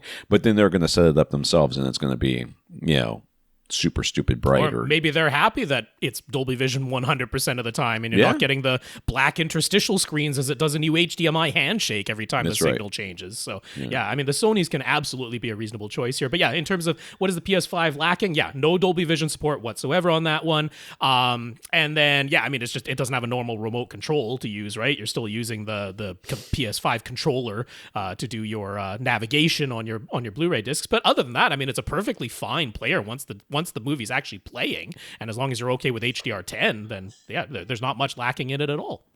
Yeah. Nick is pretty darn happy with his current 77-inch OLED TV. He sits 7 feet away and finds the resulting field of view quite satisfying. But sometimes there are movies or TV shows that have been shot in a wider aspect ratio, and he finds himself wishing his TV was a bit wider to match, probably not all the way to 2.35 to 1 or 2.41 screen, but maybe something like a 2 to 1. Like us, he's kind of amazed how affordable a lot of the 85-inch and 95-inch LCD TVs have become. He's always used to envision having a home theater with a projection setup, but now when he thinks about how it would always need to be as dark as possible, ideally with blacked out walls, floor, and ceiling, It's not ideal, but whatever. That just isn't appealing to him anymore. 8K resolution really doesn't seem to have caught up with the public at large, and TV manufacturers keep nudging up the peak brightness and maximum frame rate numbers every year. But honestly, at least in Nick, it doesn't seem like there's a whole lot more TV makers can do. So what about making TVs physically wider? It's not going to happen, my man, but let's go. Well, they tried it once. years ago, they did. Yes. Well, yeah. Like you mentioned, he sort of feels like 2:1 aspect ratio might be the perfect compromise, so what do we think? I actually wrote an article someplace in there about how 2:1 is actually kind of the best of all worlds sort of thing, but okay. Have you ever had a friend who asked your advice and you gave them what you objectively know is the best advice, and they're like, that's weird, and then they go do the stupid thing that they were going to do anyways? That's 16:9. Okay, there's the reality when it came is, out, it made sense for what they were going for. That was when 16:9 TVs came out, when 4:3 was still the aspect ratio of television, and I mean, movies have always had different aspect ratios. Yes. There's a lot of 1.85 to 1. There's a lot of 2.35 or 2.39 to 1. But it's not necessarily either of those two. There are things that are wider. You had the old Todd AO. You had the Cinerama. You had things that were wider than 2.4 to 1. And, of course, you have movies that are more square-shaped than 1.85 to 1. And you've got IMAX features that are their own aspect ratio, too. So there's always been a change, but when 16:9 came out, that was meant to be they were envisioning that you would never actually fill all of the 16:9 TV, like, ever. It was a compromise that your 4:3 TV signals would occupy the same area, like square inches, as your 2.35 to 1 movies. So you'd either have pillar box bars on the left and right sides of your 4:3, or you'd have letterbox bars on the top and bottom of your 2.35 to 1. But when you have 16:9 as the canvas on which either of those aspect ratios get shown, you end up with pretty much the same number of square inches, regardless of which of those two aspect ratios you're using. It's just that once 16:9 TVs became ubiquitous, they decided, well, why don't we just fill the whole screen with an image? But now you end up with television having a larger image, a larger area, more square inches of image than your 2.35 to 1 movies. And that's where all the constant image height and people with anamorphic lenses at home on their projection setups, that's where they're like, no, I want the TV image to be smaller than my movie image, so I have to have this even bigger thing. But then we started getting IMAX releases at home that were put in a 16:9 canvas. That's the canvas that's being used, 16:9. I'm like, well, I want IMAX to be even taller than my 2.35 to 1 movies. So yeah, we've ended up back at the same compromise as ever, and everything is being produced on this 16:9 canvas with whatever black bars are necessary, either on its sides or top and bottom, to create the aspect ratio that the director wanted. So think about what the content most people watch. Mm-hmm. The content most people watch most of the time. Okay, they're watching streaming and they're watching TV shows, and at this point, everything's shot in 16:9. Yeah, you know what they're not going to do is buy a TV that puts black bars on literally everything. Right, and that's with a 2:1, which I think there are some filmmakers out there, and I linked up an article that I wrote about it a while ago, who think that 2:1 is basically the best of all worlds. And we're seeing a fair number of particularly streaming shows that are using the 2:1 aspect ratio. Now, if you had a 2:1 TV, it still would require scaling. It would still require some kind of zooming and cropping, because it's still going to be coming to you on the stream or on the disc on a 16:9 canvas with some black bars at the top and bottom of that 16:9. So if you have a 2.1 or a 2:1 aspect ratio display, you're still going to need to zoom and crop that original image. Now your 2:1 aspect ratio content perfectly fills the border of your screen, but everything else has black bars either on the left and right or at the top and bottom, because 2:1 is not the aspect ratio of everything by any means. It's a small percentage that uses the 2:1 aspect ratio. So it's like, the issue is that there's never going to be a perfect television aspect ratio, because all of our content comes in different aspect ratios. You're going to have black bars. It's going to happen at some point. And that's what bothers people. They're like that. Then you're just going to have to zoom and crop everything.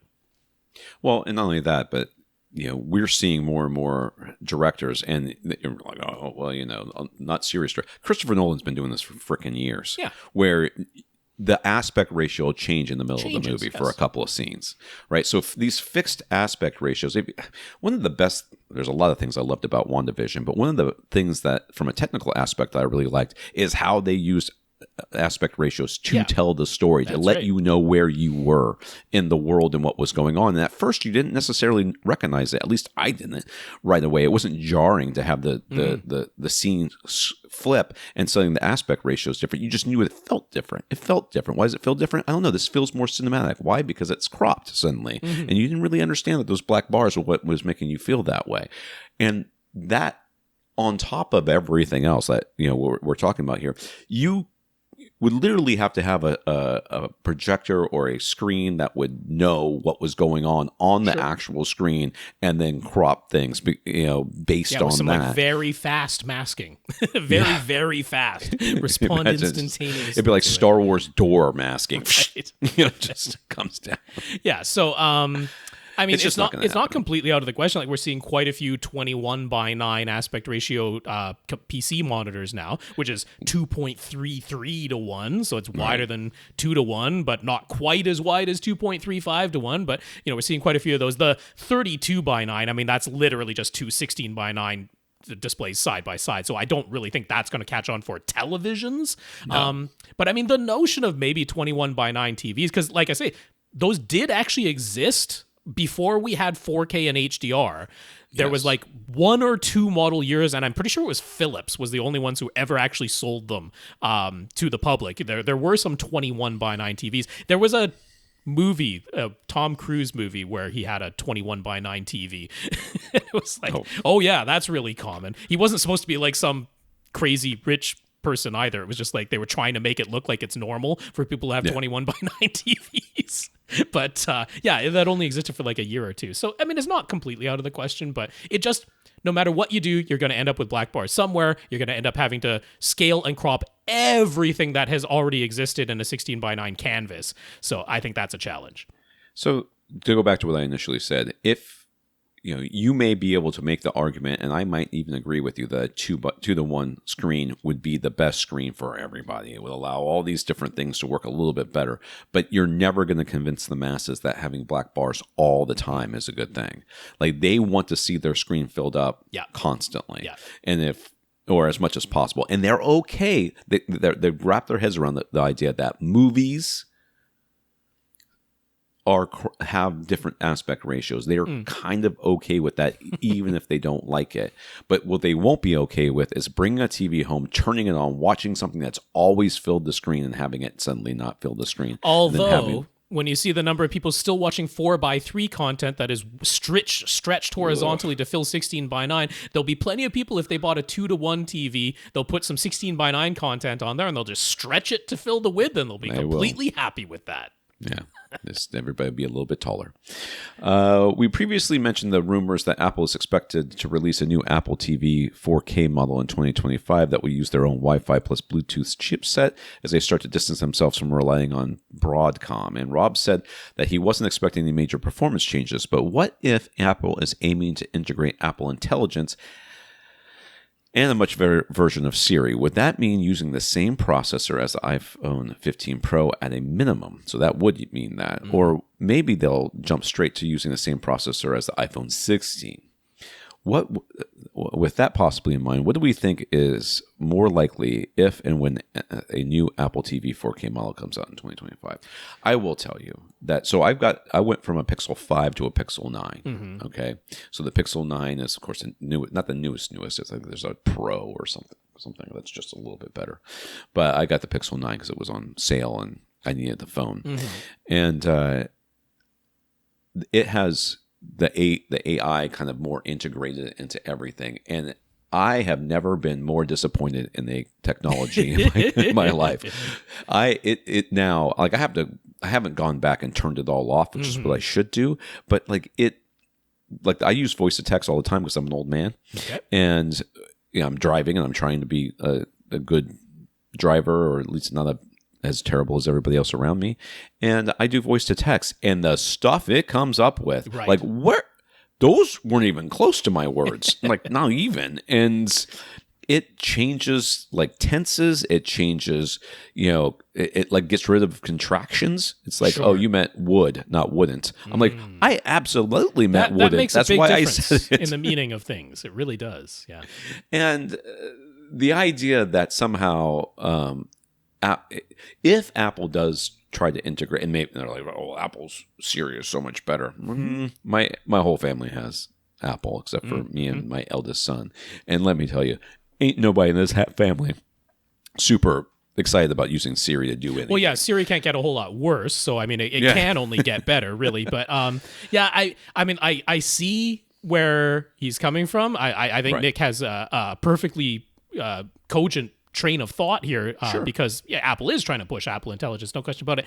But I really don't think they're going to be okay with the price point they would have to charge to put that in there, because what I do think they're going to do is, with this new Apple's own silicon for the Wi-Fi and Bluetooth chip, they're going to make it communicate with your iPhone or your iPad in a more tied-in way than they ever have before, and it's going to be you talk to your phone or you talk to your iPad. That's where the Apple Intelligence lives, and it's going to be able to communicate more seamlessly with the brand new Apple TV 4K hardware. That's my prediction. I think you're right that they want to push Apple Intelligence, but I don't think they're going to build the processing power into the Apple TV 4K itself. I don't think they want to charge as much as they would need to really make that viable. So I think they're going to be like, no, it just integrates so much better with your existing iPhone or iPad, or maybe even with earpods or something like that. It's like, that's where it's just going to be about the integration. That's my processing where it already is. Don't. Yeah, I could be wrong. Nick might be absolutely right, because I do agree. It's a perfectly reasonable train of thought, but that's my prediction on how they'll do the Apple Intelligence stuff. John has a 7.1.2 speaker configuration using Klipsch reference series speakers. The 0.2 Atmos speakers are upward firing Atmos modules that are built right into his reference towers. He's been using his Xbox Series S as his primary source, so in addition to playing games, he also uses it to play Blu-ray discs and streaming. The Xbox has the option that sets audio output to pass through instead of having the Xbox doing all the audio decoding itself. So he's given it a try, and he isn't sure about the results. What? That's a shocking statement. I've never heard anybody on this podcast complain about Xbox audio ever before. This is a first. You are a trendsetter, sir. You are a challenger. Yes, definitely. You're challenging the norms. Are you in a triangle of some sort? With pass-through turned on, it just seems like the sound in his room is not as dynamic anymore, and the surround speakers don't really seem to do anything. Have you checked out your surround backs? Is that pass-through setting supposed to be just for physical Blu-ray discs and not much for streaming? Would he maybe be better off getting Apple TV 4K to handle his streaming services instead? The answer to the last part is yes, absolutely. Let's start with that. Unfortunately so, because it shouldn't be necessary. It really shouldn't. When you have a device with the processing power of an Xbox Series S, it is a computer. It shouldn't be necessary or better in any way to get a dedicated streaming device, but the reality is, like, if you notice this stuff and care about this stuff and like frame rate switching and automatically changing between Dolby Vision and HDR10 and regular standard dynamic range, and like, you're gonna have a smoother experience using the Apple TV 4K if you do a lot of video streaming. So the reality is, if you can afford it, if it's not a problem for you financially, I think you'll have a better time rather than trying to put up with the weirdness of the Xbox audio output settings, because there are actually two different places where you can choose pass-through.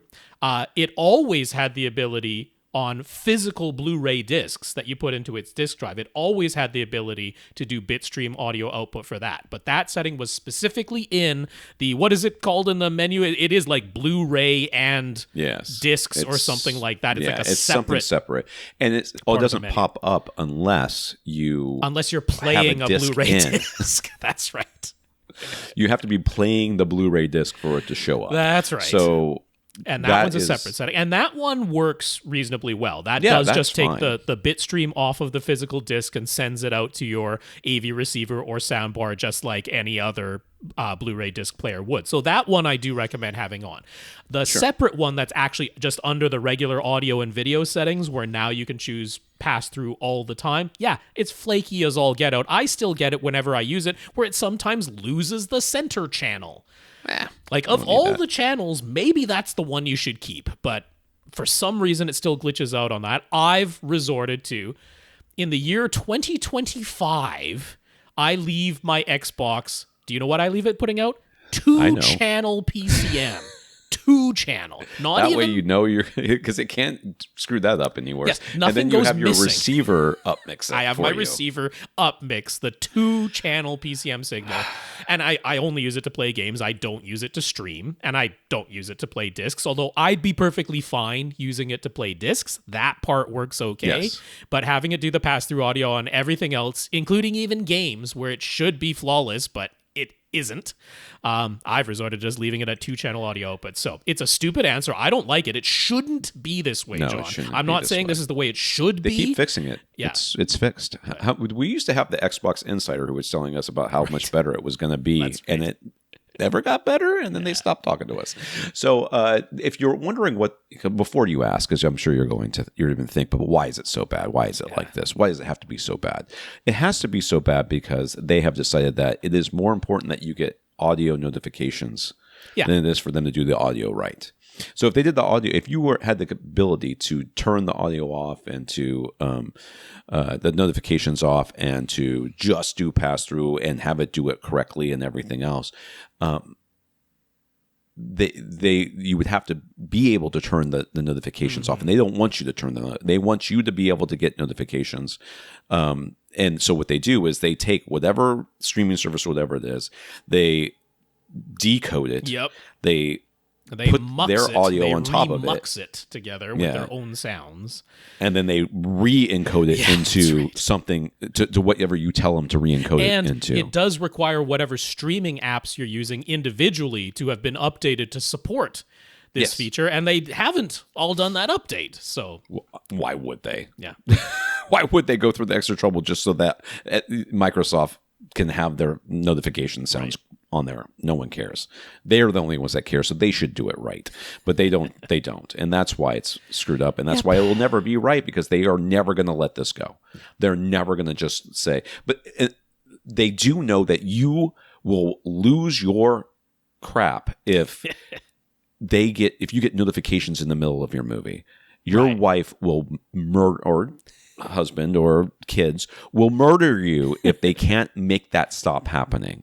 So they're like, okay, during movies, if you put pass through bitstream output, we'll let you turn the notifications off for that. We'll give you actual bitstream, give you actual pass through, not decoded, remuxed, re-encoded output. Yeah. Because they know that they will get complaints about that. Mm-hmm. But for everything else, they're like, nah, I don't think you guys really care enough to complain. And clearly that's the case, because I have been complaining for years. 4 years Good about old this. 2-channel output. I never lose my center channel. I never have my surrounds and my surround back switch places. That's always fun. That's a good one. Infinite Gary, just for fun season, since he has so many speakers in his house. Ilango? Are you feeling seen? When Gary decided to rotate a pair of Dynamo Focus speakers back into his dedicated 2-channel listening setup for a while, that freed up both pairs of his Philharmonic BMR series speakers, the stand-mounted BMR monitors, and his newly acquired BMR towers. So he decided to try using them as a surround back speakers in his 7.2.4 spare bedroom Atmos setup. Talk about overkill. These speakers are within reaching distance of a single very uncomfortable looking chair. Reach out and touch a speaker from the single listening position. He is the Dolby diagram, though, at least. He is the Dolby diagram. They're all facing his face. Having given them a listen, he feels they have increased the sense of realism in this setup, because that's realistic. That's how speakers That's how sound works. It's all blasting you from all directions directly at you. And he thinks they sound more expansive than the four Revel M105 bookshelf speakers that they have temporarily replaced. So it got him wondering, when would Tom or Rob ever go for tower or very large stand-mounted speakers in the surround back speakers? I wrote an article about this. He knows we don't subscribe to the notion of wanting literally identical speakers in every position, but when would we endeavor to use what would traditionally be considered main speakers in the surround and surround back positions? When they were free. Okay. When they... I had no other option but to do that, as in like they were just lying around my house and I was like, I need a speaker here. When for some space reason they were the only speaker that would physically go in that spot. Okay.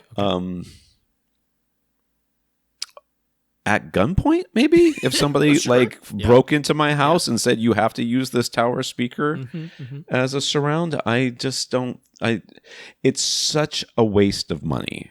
It's such a humongous waste of money for no objective benefit. Now, there's subjective benefits happening in this example that we are being Gary given never here. changed his room correction thing. He just swapped out the speakers. Why would he do that? Don't be ridiculous, Rob. But yes, there is no world in which I think that in an objective test where you were in a blinded, not even really blinded, if there was just a curtain that you couldn't tell which speaker was playing at any given time, and you equalized everything, basically, level matched and had different EQ settings and you could instantaneously switch between the two. I just don't think that you would be able to tell a difference. Now, I have one scenario where I don't really think I'd ever use towers for surrounds and surround backs, but a large stand mount speaker I can envision, and that's if I have a very large room. Right? There's a scenario in which I have a very large room, my side walls are very far away from me, and bookshelf speakers simply would not be able to produce enough output without distorting to reach my main listening position at full cinema reference volume. So at that point, I could certainly envision using a larger, higher output speaker, and that would make sense. Like, I can picture a room that's big enough with great enough distances to it that I could use some Sierra Horizon speakers as my surrounds and surround backs, because the distance just demands that amount of output that, say, the bookshelf speakers in the Sense lineup wouldn't be able to match. So there you go. That's when I would do it. There's no reason why you can't just get a higher output, larger bookshelf speaker that's going to be able to do that. I can certainly envision a scenario where it would be a bigger than just the normal compact bookshelf speaker. Oh, absolutely. But purely for output reasons. That's completely different. Yeah. This is tower speakers that are within. Yes. Like how close my subwoofers are. I can feel the wind coming off of them. Yeah. Though hey, how's it feel using a watt? By the way, they're like my front wides. They're right your there. Front wides.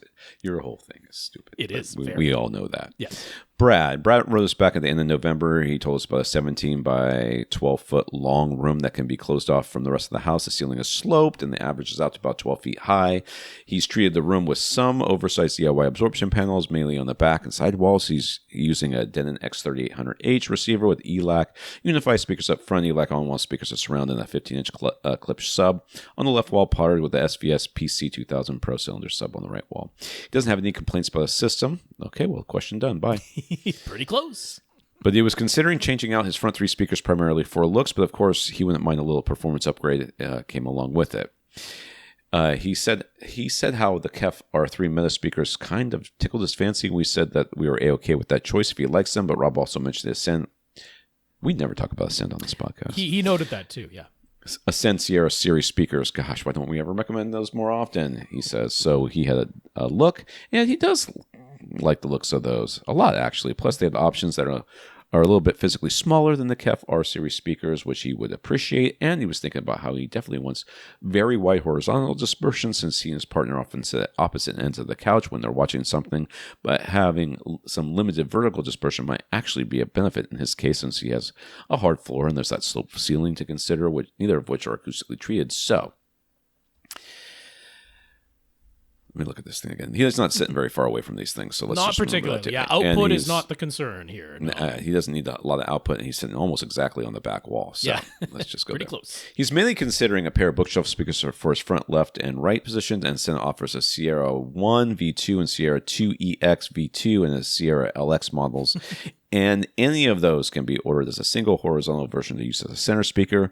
But then they also have the Sierra Duo V2 model, which, as we mentioned in the news, can now be ordered with either the Titan Dome tweeter or the RAAL ribbon tweeter. Much like Lee, Brad wants to continue using his current TV stand with its shelf in the middle to hold the center speaker. And any of those, but by the way, as much as I was giving Ilango a little bit of grief for, going along with Infinite Gary on anything, believe me, I got really no problem with that. But if you're like, I want to be like Lee, you need to take a hard look at your life.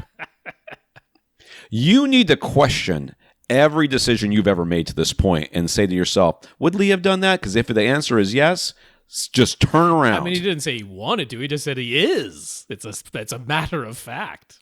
It's not an aspiration. I'll go no center before I agree with whatever Lee said about a center.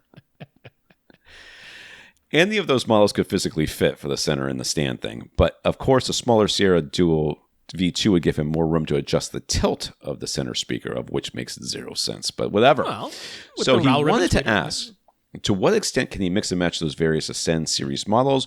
Would it always be best to use 3 identical speakers? Or would, say, a pair of Sierra 2 EX V2s with the Duo V2 RAAL center still sound totally seamless? Mm-hmm. Would it actually be a good idea to use RAAL ribbon tweeter for the center speaker, or would it be better off using the Titan Dome tweeter option for its taller vertical dispersion? And if he does use, he just said he didn't want a taller vertical dispersion. And if he does use the Titan Dome for the center, would he still use the RAAL ribbon tweeters in the front, left, and right pair? Or would it always be best to use the same tweeter on all 3 front speakers? Okay, let's take this from a more general thing. First, generally speaking, having timbre matching speakers across the front 3 is the goal. Yeah. Okay, timbre matching means they sound the same. Do they look the same? Are they same? Do they have the same components? Doesn't matter. It matters that they sound the same. Yeah, so a visual object on your TV screen, it pans across the screen from left to center to right. We want it to sound like it has remained the same object as it makes that audio and visual pan together. We don't want it to be where like, oh, I can clearly tell that it went from my right speaker to a different sounding center speaker back to a different sounding left speaker. That's not fun. We want that nice timbre match, yes. The thing about Ascend in general, and most of the companies that we recommend, I guess Ascend specifically, most of the companies we recommend generally, is that they are very cognizant of the fact that people want to mix and match their speakers in some way. They do not have what, like somebody like Klipsch, which is, I'm not bagging on Klipsch in any way, shape, or form. They have different lines that are very different. Okay? And like B&W, before they were owned by Sound United and started updating their lineup, it's like within the same series, you could have speakers that were voiced differently from Bowers & Wilkins back in the day. Yeah.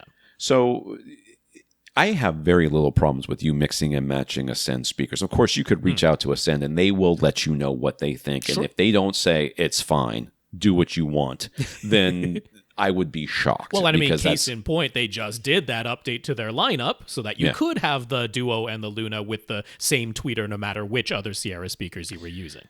So if you are, the problem online is that most people are stupid. And I mean that in the most derisive way I can possibly mean it, because they will not admit that the generalities are not a universal truth that must be absolutely followed. So people will say you want to get the ones that all have the same tweeter. Well, no, I mean that's not how this works. You can voice a speaker that has completely different components to sound similar enough to another speaker that you will not be able to subjectively notice the difference in the sound as it goes across in a pan, as Rob described. So there is no reason why you can't have 2 speakers that are completely mismatched as far as what their components look like and are physically like. as long as they can be voiced, that there's a good enough the components are good enough that they can be voiced to sound the same. I mean, if you have a 25-cent tweeter next to a $200 beryllium tweeter, or I don't know how much those things cost, maybe $2,000 beryllium tweeter, that 25-cent aluminum dome tweeter that, is in every speaker that comes from a manufacturer from Canada, whose name I will not mention, but starts with an A.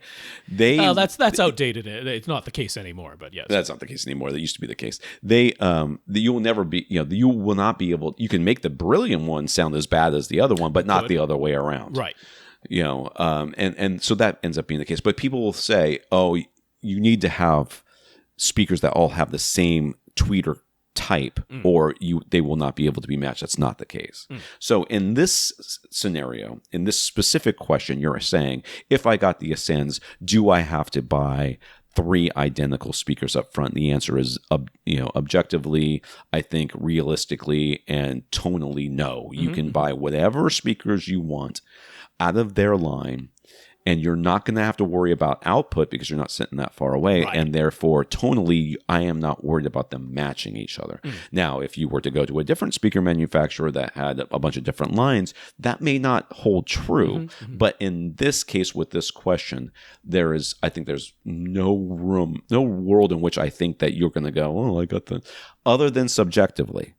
Yeah. You may subjectively go, oh, I don't know, this RAAL one sounds a little different than this Well, and magnesium there is dome an one. objective difference. It shows up right in Ascend's own Klippel measurements, which is that the vertical dispersion is different between those two speakers. That is objectively true, and I will vouch for it is an audible difference. Like if you do my test of walking right up to the speaker while it's playing pink noise and moving myself relative to the tweeter, it's like, no, I can hear pretty clearly that the vertical dispersion of the RAAL ribbon tweeters is narrow. There is a line at about plus and minus 12 degrees vertically where I'm like, nope, it definitely sounds different outside of that cone in that vertical window. And the Titan Dome has the taller vertical dispersion. But I'm looking at your setup here, and it's like you don't have 2 tiers of seating. You don't have even different seat heights. It's all one uniform seat height couch, and you're sitting, quite close, but not so close that you're not going to be able to sit within the vertical dispersion cone, especially if you can tilt the speaker a little bit at all. So I think what physically makes the most sense, I think price-wise keeps it reasonable.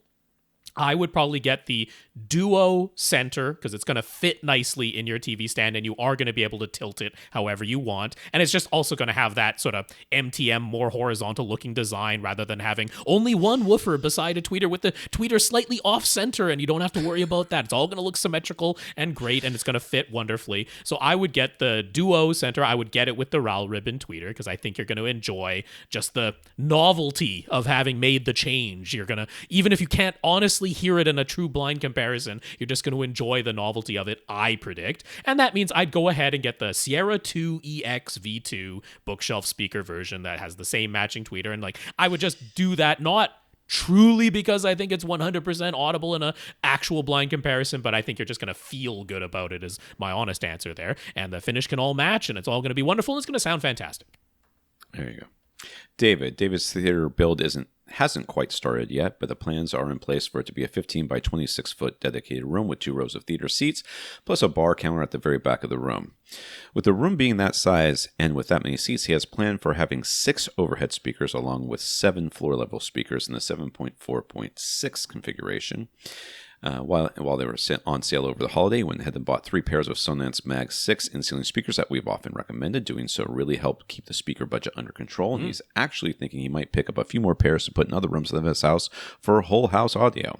So, should he jump on buying more of the Sonance Mag 6 speakers soon? He heard us say they're being discontinued. The salesperson at Best Buy hadn't heard about that. Jesus.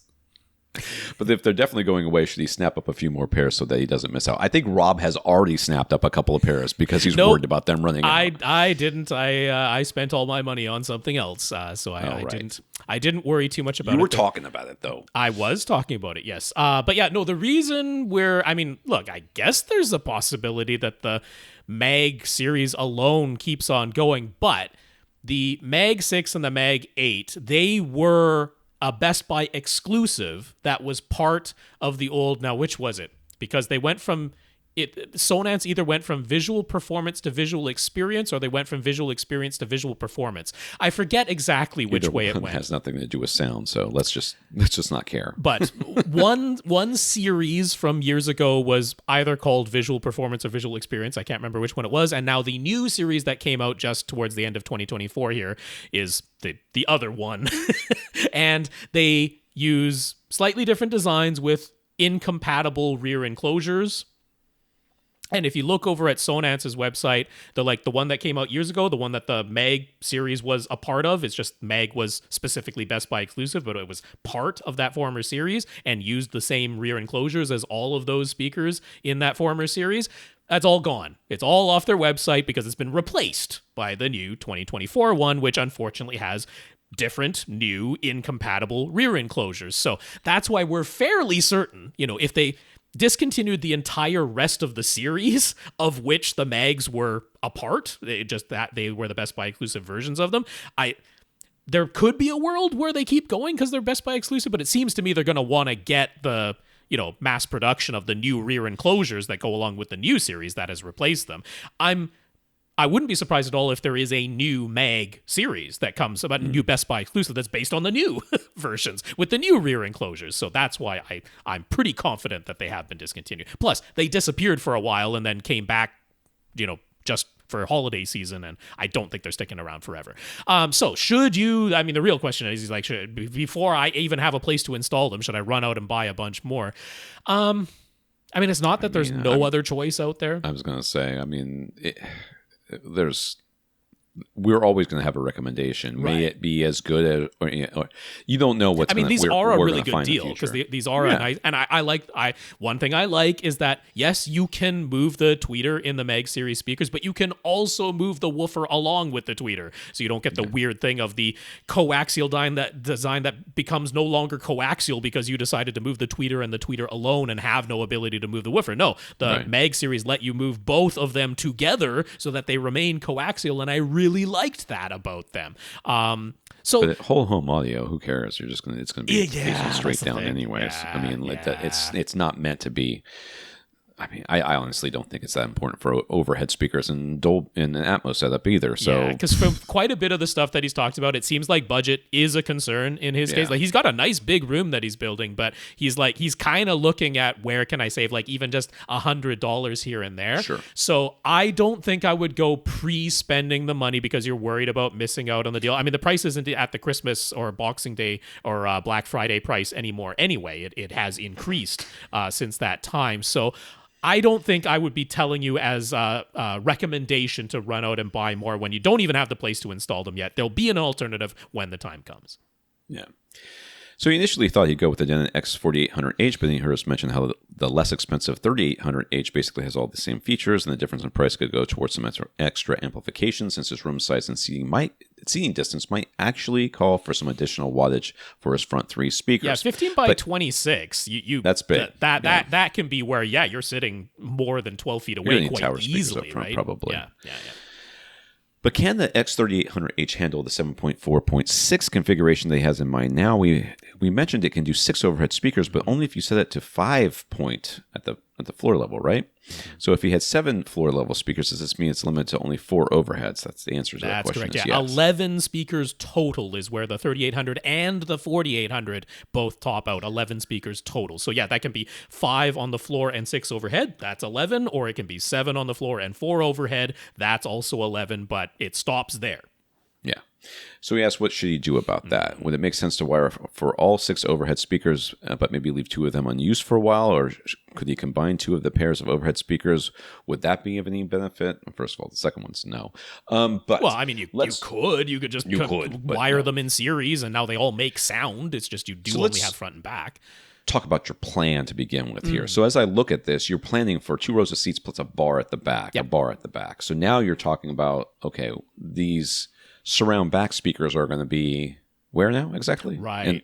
At the bar, in the bar, in that part of the bar. Is that what your plan is there? Because that feels dumb. Like, I don't like it. We don't mind you like taking what you had intended to be your surround back speakers, actually putting them on the side walls just slightly behind the second row of seats, and now having 2 pairs of side surround speakers. Yes. So to me, if you really, first of all, I think you can go with a 5.2.4 and be just fine in the situation. Well, but it would sound I don't see you needing or even actually wanting, and when you actually build the room, you're like, where am I going to put my surround back speakers? Because to me, if I had a bar, and I'm envisioning this being the bar part being on the back wall, right? I would want like there to be a countertop and like a faucet and all that stuff that you would have there, plus a refrigerator or some shelving or something, and then every part of that back wall being some sort of absorption, right? So that way you because what are you going to be looking at back there? You don't want to look at anything. So just floor to counter to ceiling insulation with speaker grill cloth over the top of it. Bob's your uncle. You don't need anything else back there, and then now there's just all this absorption, which gives you a nice big absorptive area, so that you're not worried. It would look nice. I mean, actual bars have this. They do. Yeah. I've been in bars that have this, and there's to me that makes a lot of sense. So instead, I would have suggested, even without this worried about how many amplification channels, I would have said 5-point on the floor, 2 side surround speakers on each side. Okay. One for each row, basically. It gives you a nice wide dispersion, just like a movie theater. The movie theaters have multiple surrounds. You've created a mini array of side surround speakers, yes. And then if you want to do 6 overheads, knock yourself out. Yeah. Wire for them, test it out, see how it goes, and then maybe you don't like it and you don't need it. You only have 4 overheads, but either way, I feel like I would never think that if you're going to put a bar on the back wall, that I want to have surround back speakers blasting out of that bar. You'd never want to be watching the movie from the bar. That would be the problem. So I mean, I totally agree with Tom. This keeps the cost down amazingly. This is actually the cost-effective way of doing this, because the only alternative is if you're dead set on, no, I want 7 floor level channels, and I am dead set on having 6. Well, you've got to go higher up in the lineup. You've got to go to a X6800H so that you can do 13 speakers, actual 13 individual channels. And once you do that, then you're going to be the guy who's like, well, now I want front wides. And before you know it, you're making an irresponsible purchase like Rob did. And getting something that really doesn't make a whole lot of sense when budget is concerned. Yeah. Don't be like Rob. No. Brandon already owns some Ascend Sierra RAAL speakers. How do we think the new HTM 200 SE2 model would fare if you used them as on-ceiling Atmos speakers with those? A-okay. That'd be great. Okay. None of this stuff is voiced that differently. You will be fine. Like they're remarkably neutral speakers are those new HTM 200 SE2s. Yeah. So it feels like it would be a bit crazy to put RAAL ribbon speakers on his ceiling, both in terms of price and considering their limited vertical dispersion. Did you hear what you said, Rob? Crazy to have. But mine were front heights in the days of DTS Neo X, you see. Well, that makes it much less crazy. In case you're wondering, you're insulting my Canadian co-host, and we will come to fisticuffs, sir. That was the time. Only I can do that. That was the time when I said, those front height speakers are perhaps the least noticeable speakers anywhere in the history system. of speakers. But they got those RAAL ribbon tweeters. But will the new HTM 200 SE2 be close enough timbre match? And will their $10 add-on flush wall mounts work on the ceiling? Is there a better way to mount them? Well, the only question that matters in this whole thing is there a better way to mount them, as far as I'm concerned? Because the rest of it is immaterial. Atmos speakers, I'm going to say you're A-okay. Now, look, okay, you take the HTM 200 SE2s, you put them side by side in a critical listening experience as main speakers with some Ascend Sierra RAAL speakers. And, look, even that might be a little bit questionable if it's a truly blind comparison, but I would go so far as to say I think that you could reliably detect a difference between those two speakers in a critical main speaker head-to-head A/B listening comparison. Mono listening experience. I do think they are different enough that the difference in price can be somewhat justified in that way. But as your Atmos speakers, HDM 200 SC2 is A-OK to use along with those RAAL ribbon tweeters. There's never going to be anything so critical coming from overhead that you have to have a RAAL ribbon tweeter playing it back at you. You'd have to make a movie where there was a extra screen on the ceiling that people had to look up at for a little while. Now that $10 add-on flush mount that they're offering, it's very secure because it actually secures into the threaded inserts on the back of the speaker itself. So the only minorly tenuous part is that it's really just kind of a Z clip that's going on there. So that would now be sliding horizontally once you attach the back of the bracket to the ceiling. So you might want to add a little securement there, which could be as simple, honestly, as a zip tie. Right? That you just thread in there before and then you just tighten it once it's on the ceiling. That would make sure that there's no chance if there's somehow your house is shaking during an earthquake or something that it's going to, wiggle itself horizontally loose and fall down from the ceiling. So, but yeah, that's pretty darn secure. There's some alternative flush mount Z clips that Dave Fabricant himself has recommended for Ascend speakers. So we have the link to that. They're very inexpensive, but since you can order that $10 mount and since the Z clips that he recommended are out of stock right now and apparently not going to be back until March, I'd go ahead and get those, and maybe just put a little zip tie on the little part where they horizontally come together on the ceiling. So we asked, what about using KEF speakers along with Ascend RAAL models? I mean as Atmos speakers, yes, fine. As Atmos speakers, I don't care what you put up there. Yeah, I mean, it really doesn't matter. If you did Ascend RAAL front, left, and right, and then a KEF center, I don't know. I mean, honestly, they're not that far apart. I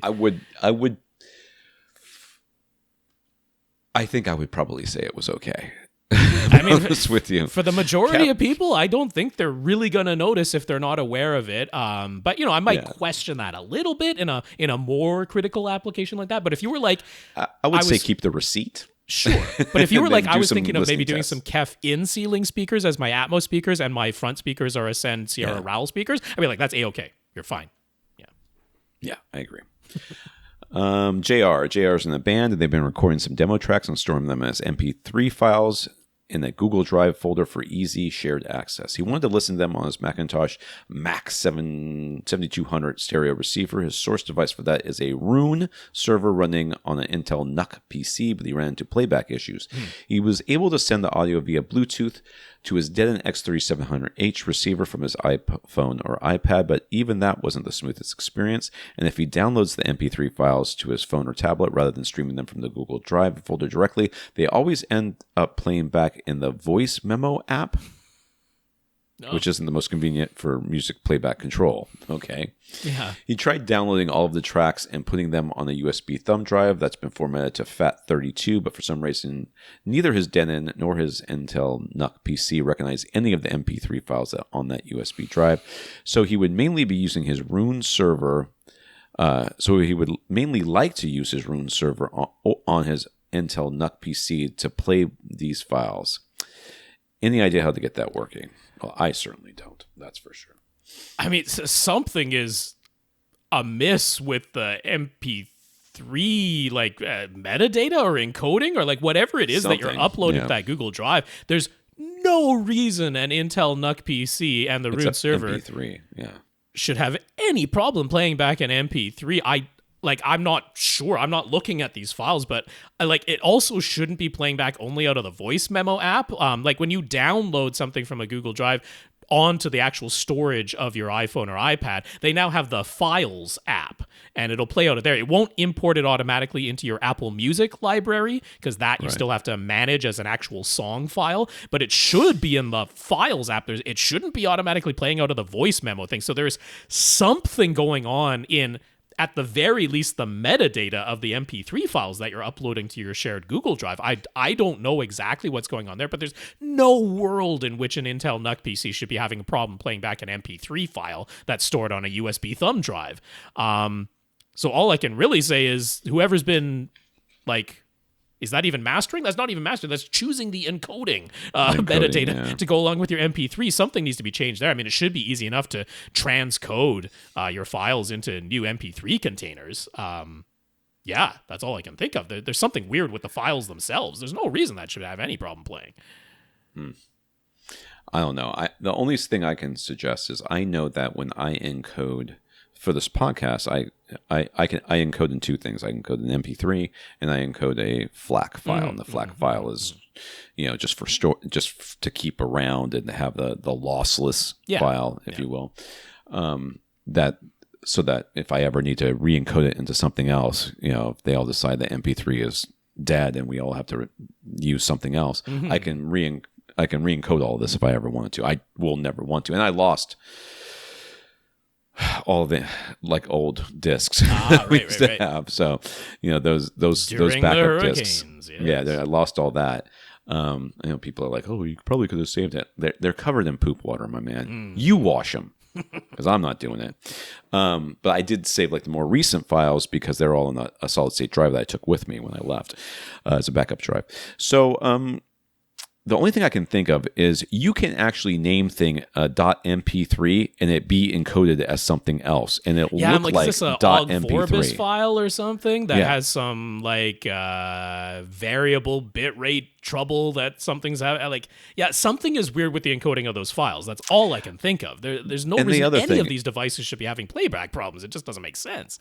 I guess the only other thing that you can have variable bit rates throughout the file itself when you encode it, and that I can maybe give your player, instead of doing that, you just say pick a bit rate and it sticks with it. That's what I do for the audio only version of this, because if not, the files end up too big. So I pick a really low bit rate because it's just audio, it's just people talking, and there's not that much stuff. So I pick a really low bit rate, and then it makes the files really small, but it locks it in at that bit rate. So maybe that might be. I also talk wonder to whoever's encoding it. Yeah, maybe they used an extension to go beyond the normal sampling and bit depth that MP3 plays back. Because there are ways of doing that, right? You can use extensions so that you can have a 198 24-bit MP3, technically speaking, but then you need a specialized player to play that back. So yeah, whoever's doing the encoding of your files, they're doing something that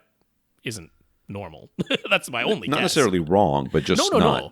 And maybe they were doing it to preserve maximum quality, right? That's absolutely what they might have been attempting to do. But yeah, if it's causing these there's no reason an Intel NUC shouldn't be able to play back any MP3. That doesn't make a lick of sense. Right. And there's plenty of plenty of apps out there that you can get for your PC or whatever that will just grab entire files and just re-encode them into a different file format or a different encoding format.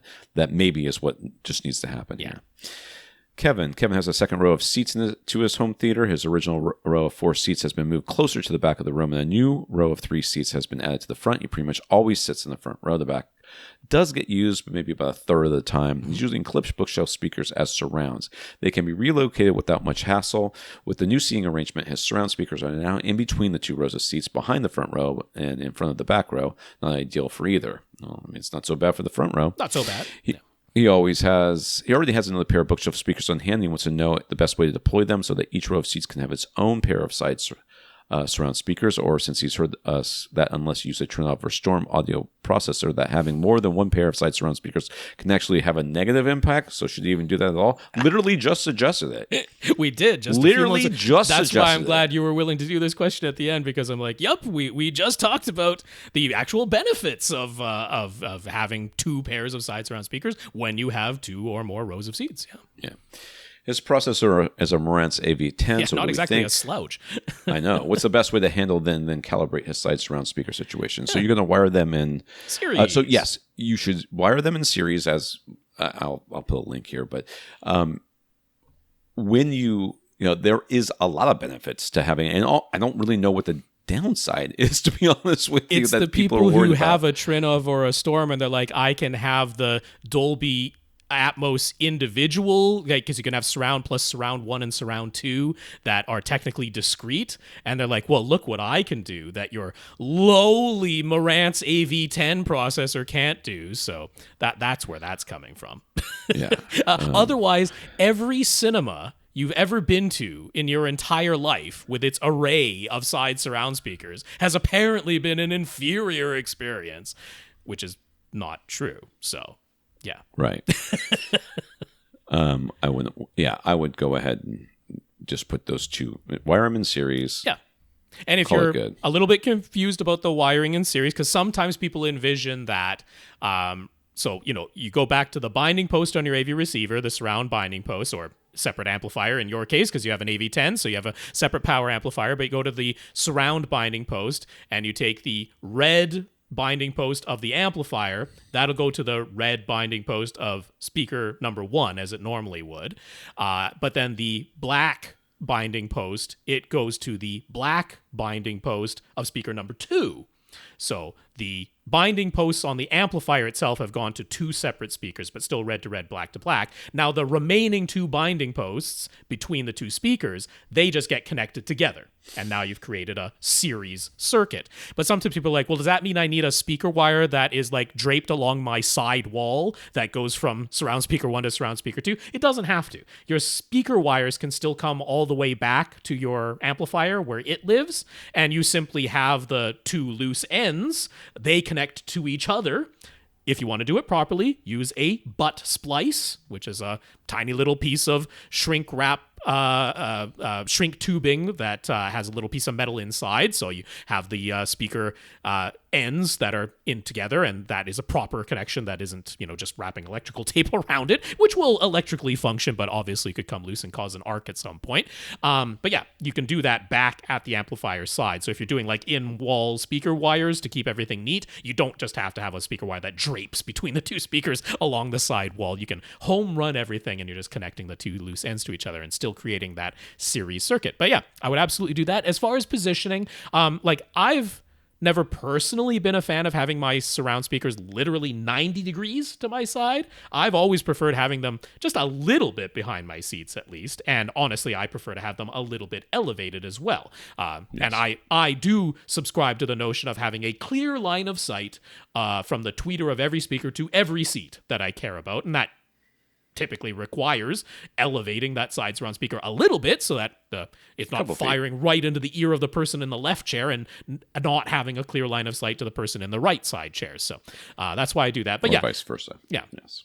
I can see how maybe you don't want it literally exactly halfway between the 2 rows of seats. You're like, that's a little bit too far back from the front row, and it's in front of the rear row, so that's not ideal. But I would have it just a little bit behind the front row, and then the second pair of side surrounds a little bit behind the back row, and wired in series, and I would absolutely be okay with doing that. There you go. All right. Who do we have left? We have Chad, and then we did receive Joe's question and Stefan B's question as well. Those came in on Monday, but yeah, they have been received. They'll be on the list. And if you haven't heard your name whatsoever, it is entirely possible I misfiled some emails over the Christmas break when I really wasn't even scanning them. I'm just like, that looks like a AVRant type of name on there, and I just threw it into a folder. So if you didn't hear your name, if you weren't answered this week, or if I didn't mention your names just yet, feel free to resend those emails, because we are in no way trying to editorialize and leave out any questions. If they've been left out, it's a mistake that I overlooked it, and please feel free to email it again if it was missed. All right. We want to thank our listeners of the week. We want to thank Stefan for going to avrant.com, clicking on the Buy Us a Cup of Coffee link, and sending us a PayPal donation, as well as our 134 patron over at patreon.com/avrantpodcast, including Bill and Joe. Thank you very much. That is right, Stefan. Thank you so much for the PayPal donation. And once again, it is patreon.com/avrantpodcast if you'd like to sign up to make an automatic monthly donation. So big thanks to our 134 patrons over there, Bill and Joe. Thank you for being 2 of them. I'm going to thank Brandon and Mike for sending Amazon gift cards to Rob. Yeah, very nice. Thank you, Brandon. Thank you, Mike. Brandon, thank you for the extra effort that you went to make sure it reached. That's right. And Grinder, Bill, and Gary for sending codes for us to test out for their movies. That's right. Thank you, Grinder. Thank you, Bill. Thank you, Infinite Gary. And Greg for sending me of all that stuff he sent me, the Egg speakers, the Harmony remote, all that stuff. Thank you very much. Greg. That's really already nice in of use. You. Yeah, wonderful. Lastly, we want to thank those who sent in notes of gratitude, including Mike, Chris, Kevin, Curtis, Bill, Greg, Brad, John, Brandon, Stefan, and Josh. Thank you very much. Yeah. Oh, we forgot to mention Brad gave permission to use his photos on avgadgets.com. So thank you very much, Brad, for that. Yeah, I didn't bold that one, so we missed it. But no, we didn't miss that intentionally, just like we never miss any questions intentionally either. So thank you so much for that. And thank you from me as well to Mike, Chris, Kevin, Curtis, Bill, Greg, Brad, John, Brandon, Stefan, and Josh for those notes of gratitude and encouragement that you set in. We very, very much appreciate them. And a big, big thank you to everybody who continues to listen and send in your questions. And again, if you want to get your question answered, all you have to do is ask. You ask by emailing us at question@avrant.com. For AVRant, I'm Tom Andreen. And I'm Rob H. Now go out and listen to something.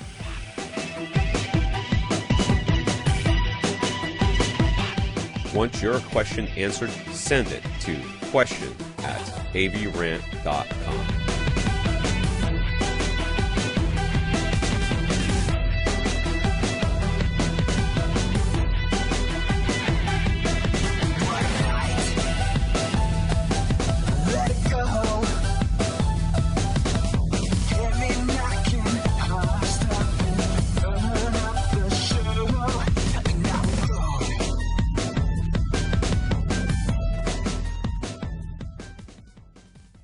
This is AVRant. Now go out and listen to something.